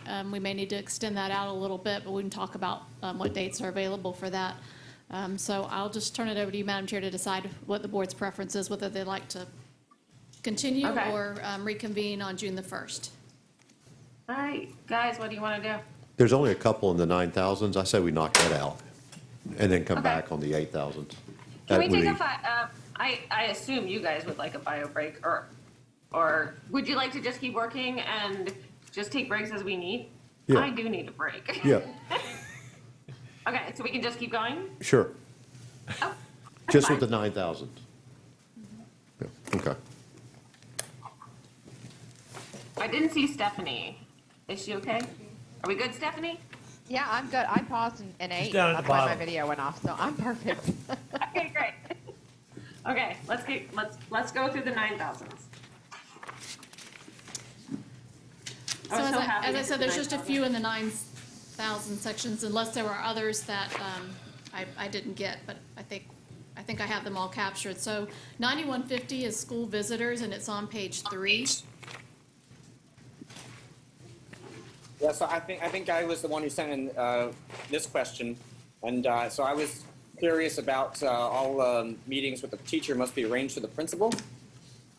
Yeah, I noticed that, and I know Ms. Luke had a comment about that as well. We definitely need to change that language. I had made some edits to this one. It says persons desiring to meet with a teacher or student on school premises must arrange for an appointment with the teacher in advance, which I think is what our current policy says. Yeah, I think really my experience is that most people are just trying to contact the principal when they're not getting anywhere with the teacher, for whatever reason, they've had some sort of breakdown. But yeah, I like yours. Yeah, and just in that policy, I was gonna comment and then I wasn't, and so since we're commenting, I personally don't like the 24-hour thing, and I do not want any teacher to be screamed at by any means. Like that, and I understand that sometimes people use that 24-hour policy as a cool down, and that's not at all what I'm saying, but I am concerned by the 24-hour policy because sometimes there are parents in some schools that have trouble getting in to see to observe or to see what's going on in the school. And sometimes when you finally get on to the school, you see what you really need to see is how is your kid interacting. You're not like, at least me, in my experience, I wasn't judging the teacher. I thought she was good. In my experience, my son had had her for a year already. I knew she was good. I just need to understand what was going on with him on campus. So the 24-hour policy for me was has been obstructive. But I know that's I know it's in the contract, correct? yes. Okay. I can go. Okay. Yeah, the other line that needed to come out was all visitors desiring access to school premises must first receive permission from the principal. That's not a reality either. I would say we strike that and just say all visitors must sign in and out at the school office and wear a visitor's name tag while present on school premises. And if we need to add any language specific to Raptor. Yeah, I'd like to have something. Yeah. They have this visitor management system. Photo ID. So we do need to add some language specific to the requirements for logging in with Raptor as well. So that policy needs to come back with that addition and those changes. Are there any other changes to that one that we may have missed besides those two lines that definitely need to come out? Which I think from my prior conversation, that's the ones that you were most concerned about. Well, one of the things that I always look at is what qualifies a visitor on the campus. Because I've had that conversation with individuals in the past that were school board employees. They said, I'm not a visitor, but if they're not assigned to that campus, technically they are a visitor. Therefore, they need to sign in at the Raptor as well as all other visitors that are non-employees. But that's not mentioned. I mean, it is, I know when I worked in maintenance, that was one of the things Calvin hinged on, that all maintenance employees go through the front office. But that doesn't always happen. With some of our staff, they just go to where they're going and they don't check in at the front office. Yeah, that's a good policy.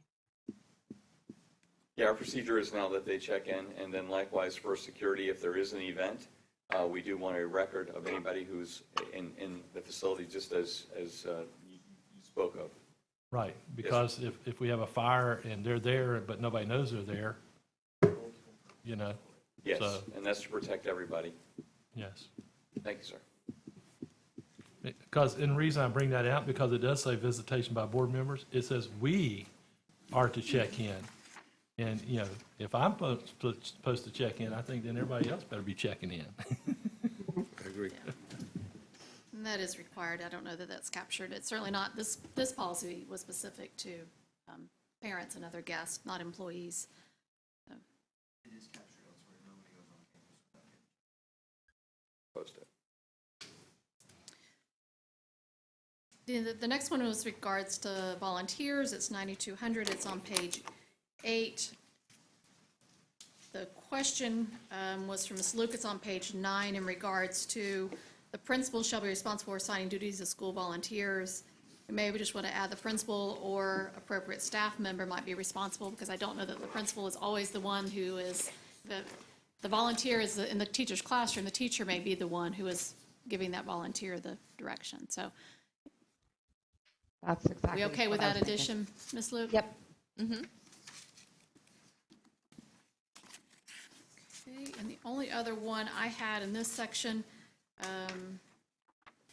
was actually a typo from that Mr. Gamble caught on page 12, and I've already corrected that one. So I did not have any others in the 9,000 mark. So did I miss any that you had specific comments on or questions? Did. I had page 23, 9,800. Let me get to it real quick. 9,800. So it describes the charter review committee in 9,800, and previously we've had people like Liz West from the community. We've had union members and we've had teachers, and none of those are in the committee review list right now.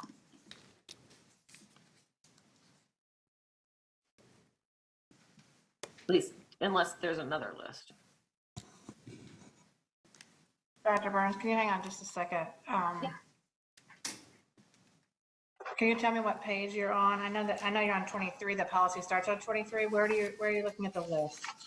I see it. You have charter district school charter liaison. So Liz West would be considered probably in curriculum and instruction. Wait, I don't mean Liz West. I mean You're talking about Karen West as a community member, but thank you. Yeah, this is the review process that's defined in statute, and it would not include a community member. This is staff that go in and review specific areas of the charter school requirements. But we have that whole committee. Is that above and beyond the committee that, like Miss Sutherland's committee?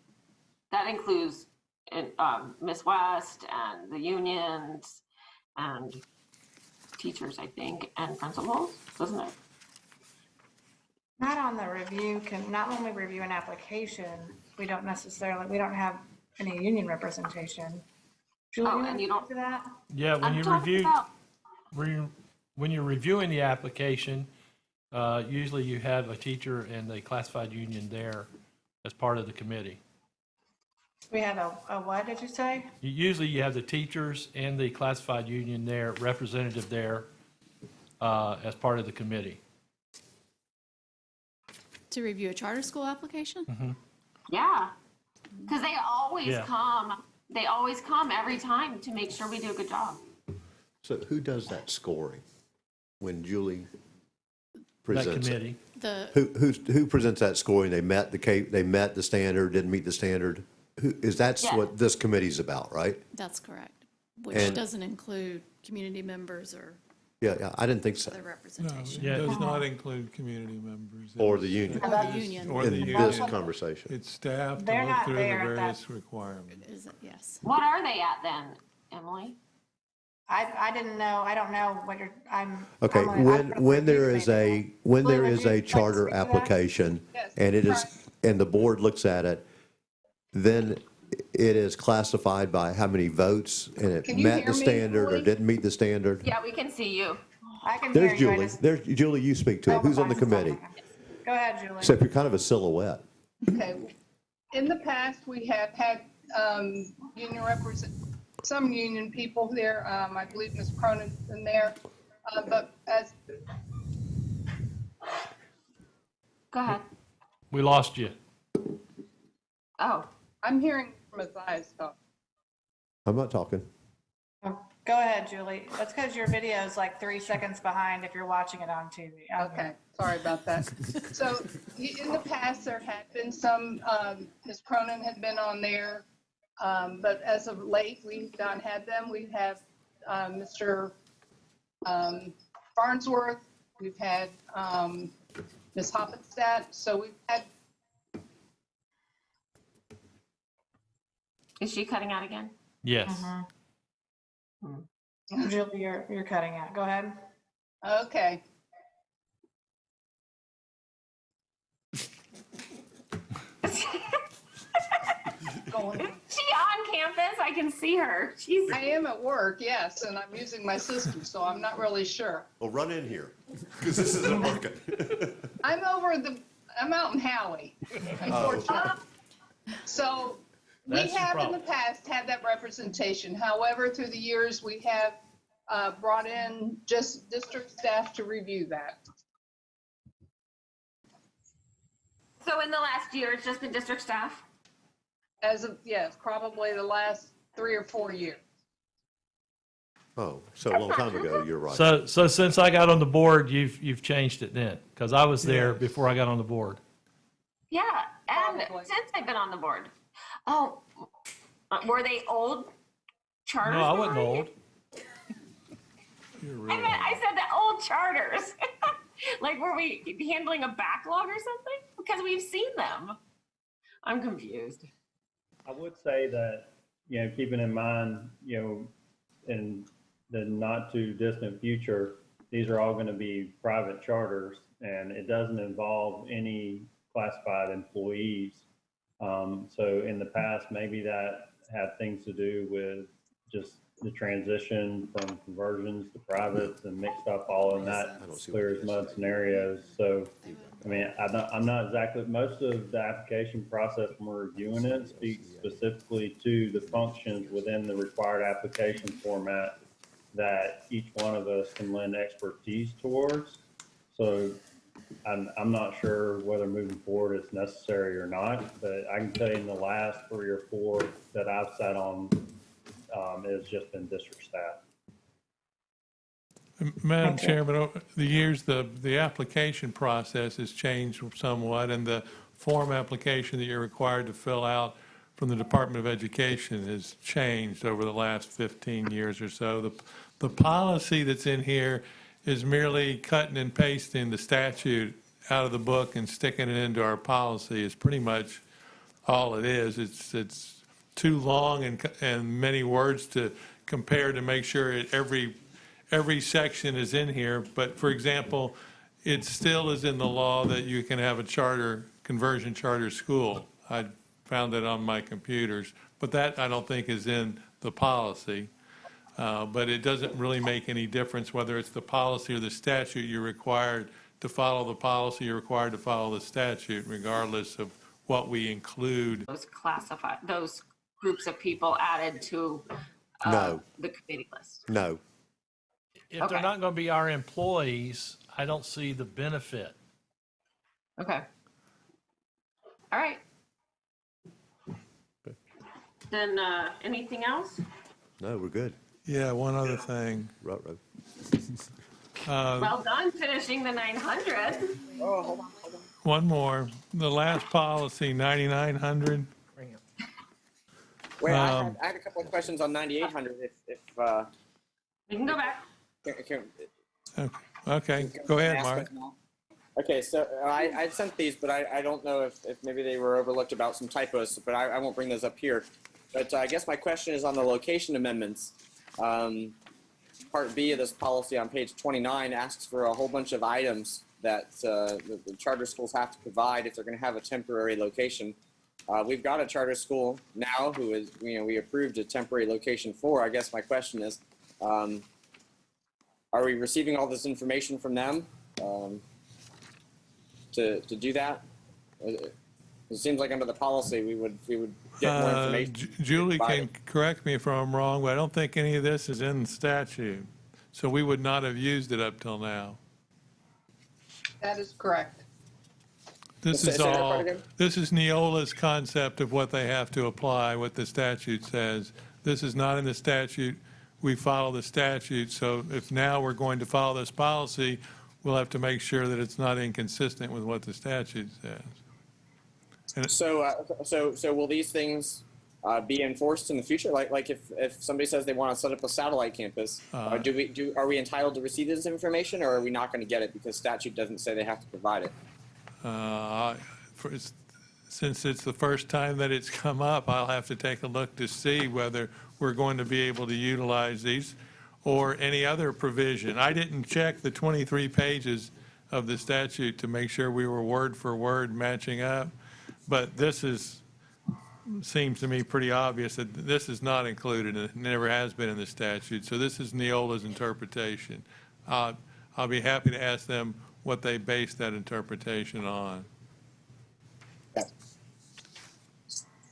Julie, I mean, I know you've gone through this we worked on this policy, you worked on this one. And so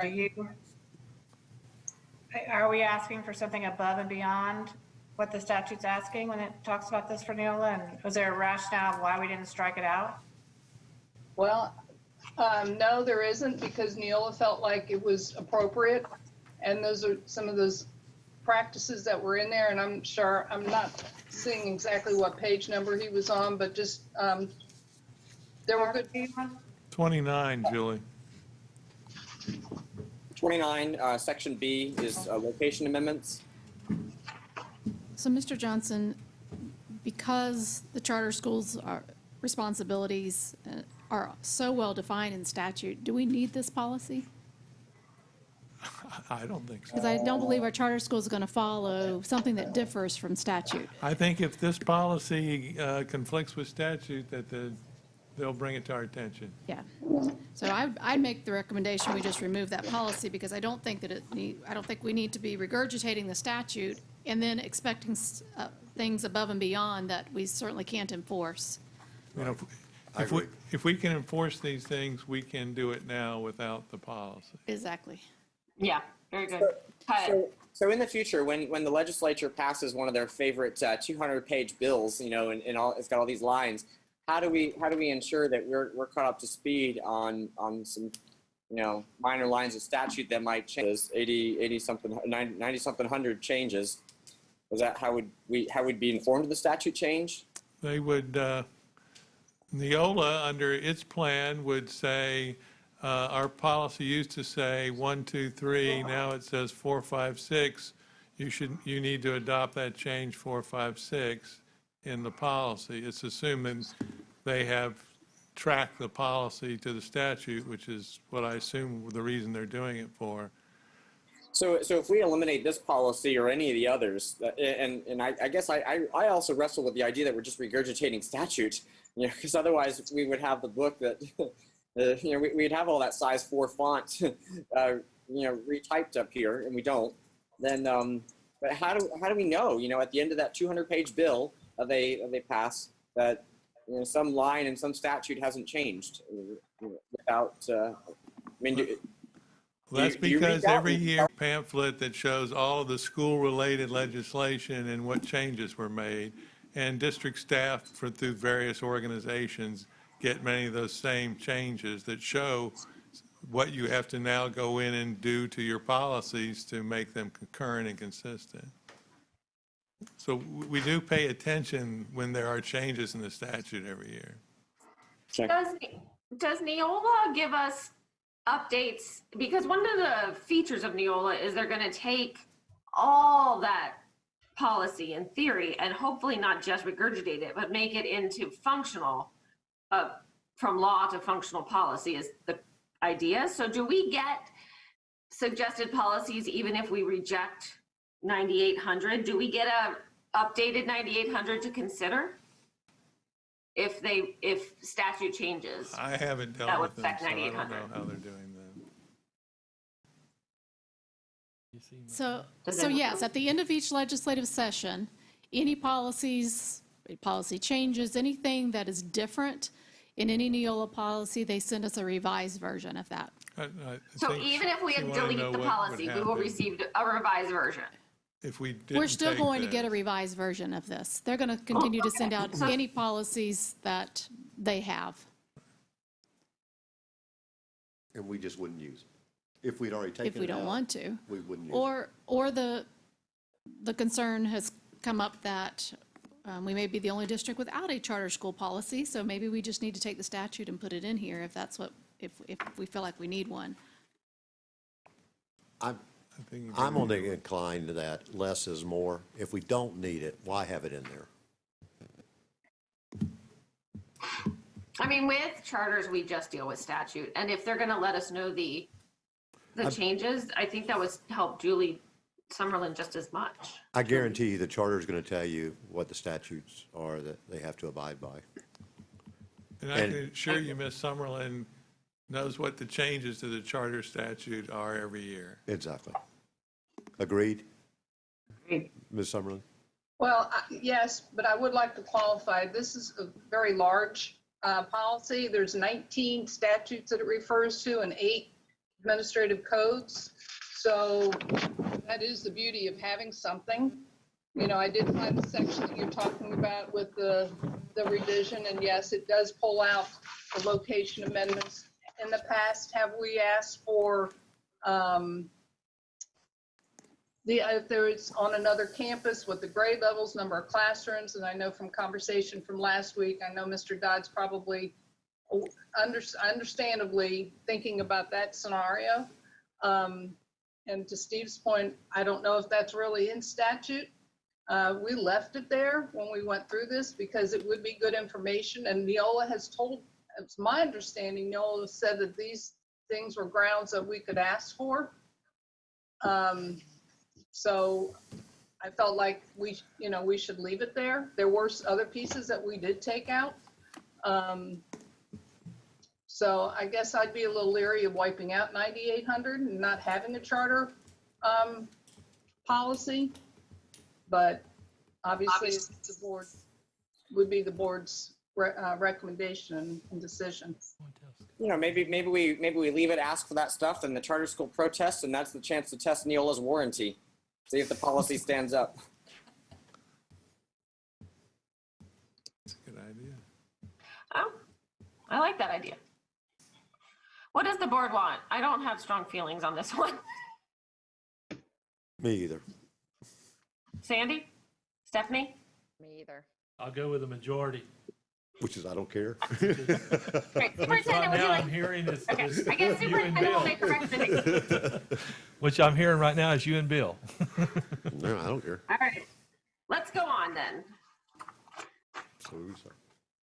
There was one, the last one was 9,900. This is a policy for recognition of World War II, Korean conflict, and Vietnam veterans awarded high school diplomas. It was passed, or it was implemented, and it has the reference to the statute there. Well, that statute was repealed, excuse me, thank you. It was repealed 7 years ago. So we don't think it's really necessary to put that one in, which is interesting. It was passed in 2009, so. Huh. Well, I thought that they were read supposed to be one. updating I their just didn't stuff. Was the understand reason why we're other using war people in other wars didn't count. Huh. Well, this says 2000. I don't know. So are you gonna pull that one? Yep. Okay, very good. Anything else? Okay, Good. moving on to, are we done with, we will do 18, the 8,000s another day, correct? Correct. Okay, so we will schedule that. And so are we on board member comments? Superintendent, are we done? We are. Board member comments, I guess. Yes, board member comments. Stephanie, would you like to start? Sure, I'll make it brief. And I just wanted to ask, in the future, sometime this summer, we implemented a lot with our school safety plan and our mental health guidelines in the PASS program and all of that information. I was just wondering if we had any outcomes or data that we could use to maybe support the direction for next year. I know that when Dr. Landry put that extensive plan together, it was new, brand new. And so I was just wondering if we've learned anything or what we're going to put in place for next year to get even more benefit from those programs. And that's all I have. Thank you. Great, thank you. Mr. Gamble? Just congratulations to all the seniors and all the recognition that's been given to them. And I understand that Leesburg High School will be on the television broadcast from Leesburg this week. Matter of fact, I think it's tomorrow night. The 19th. The 19th? Mm-hmm. Tomorrow. So also, board members, we received an email from Vance Yoakum, And I don't know if you had the opportunity to open it up and go to that site that he sent, but it is pretty much a good eye opener if you get the opportunity to view it and also look at what it's talking about because it is a little scary as far as what is being presented in the near future. So just have to keep our eyes on things. And as I said, congratulations to all our seniors in Lake County School District for 2020 graduation. Thank you. Mr. Dodd? Yes. Okay. So once again, congratulations to everybody, particularly the seniors and all the students for your achievements this year. One question that I've been getting, I think, most commonly lately has had to do with allocations and district staffing plan. And when I've been fielding those questions, I've been referring back to the conversations we had in the meeting a couple of weeks ago, talking about really the uncertainty of the budget times. The governor didn't sign the budget. We still, don't know what sort of implications we'll necessarily feel when the legislature returns for a special session and what kind of cuts we might be forced to make. But I wasn't sure if there was any sort of additional elaboration that we might be able to throw out there for members of the public. I'm getting questions from teachers about allocations, and I think we received an email even from one of the unions about the literacy coaches usage, and so I guess I'm not quite sure if I know the uncertain budget times, but and do we have any more information about when we might be able to bring all that forward for the board discussions? So we have a date set that was actually on the agenda for June 1st, I believe, which is now where we're looking at these policies. So unless we want to, our goal was to get those to you sooner rather than later. I think we wanted to bring all of those to you at one time. That would be the district staffing plan, the school allocations, above and beyonds, all of those at one time so you could see the full picture of that. So our plan was to do that on June the 1st, which was our next available opportunity.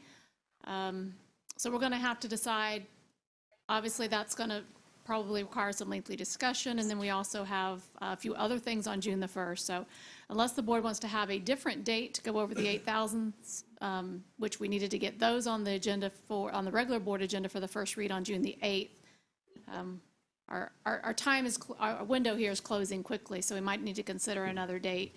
And then if we do that, if we can find another date to do the 8,000s, we can go ahead and leave June 1st, or we can do another day that week to do the allocations and staffing plan. Board, any comments or do we want to schedule another date? I am 100% open to scheduling more dates. My only conflict is I'm teaching Tuesdays and Thursday mornings from 9:30 to 1:20. So outside of that, I'm available. I have found myself rather available too. I'm open to more dates too, and I can certainly appreciate this this bundled approach to all the staffing changes and recommendations. I think you've definitely heard our feedback from prior years and administrations about getting pieces at a time. So I can certainly appreciate that all coming forth at the same time, so we understand that. And we have a lot of work on our plates right now with other things. So I say more dates. When is Guardian done? Okay, Mr. Matthias. Oh, sorry. We're still You working done, on Mark? dates. So I am out of pocket until all of this week, I guess. So then we're into next week. If we're trying to set something up now. Oh, okay.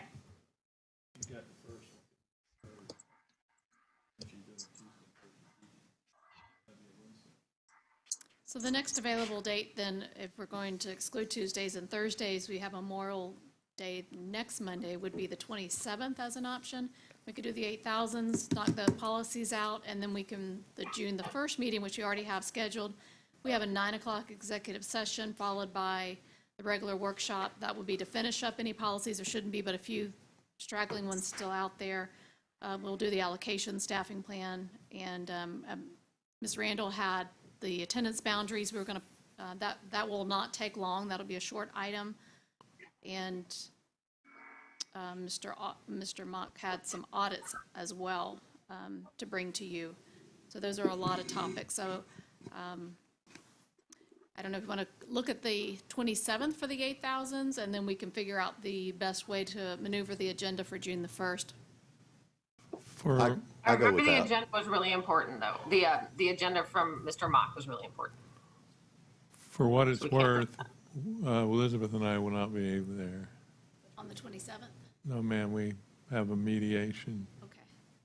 Talking about 27th of May? Mm-hmm. All day or That's a different time? 27th is next week. Today's 18th, Sam. I think I'm okay. I need to find my phone. Next- I'm gonna have to next Wednesday. get back with you after the meeting. It's a policy review. I'm okay there. Kind of need to be here, don't you? I'm We can probably give- fine We for can give Wednesday. written comments to the superintendent before. Okay, we're working it out. Uh, It looks like the 27th could still be a go, if that looks good for everyone. Tentatively, the 27th? Yep. That works. 9:30? 9:30? 27? Yes. 7 o'clock. 9:30 to, I've got to be gone by 5:30 though, just giving you all a heads up. Okay. Yeah, buddy. Is this last, we have another set to read, right, Diane? The Another whole set of- 8,000s, yeah. So these are, yeah, this is Time-consuming. transportation, food service, risk management. No. I know we have the 8,000s. Do we have another something thousands to do? No, The 10,000? this is the last group that needs to be done. Oh, okay, great.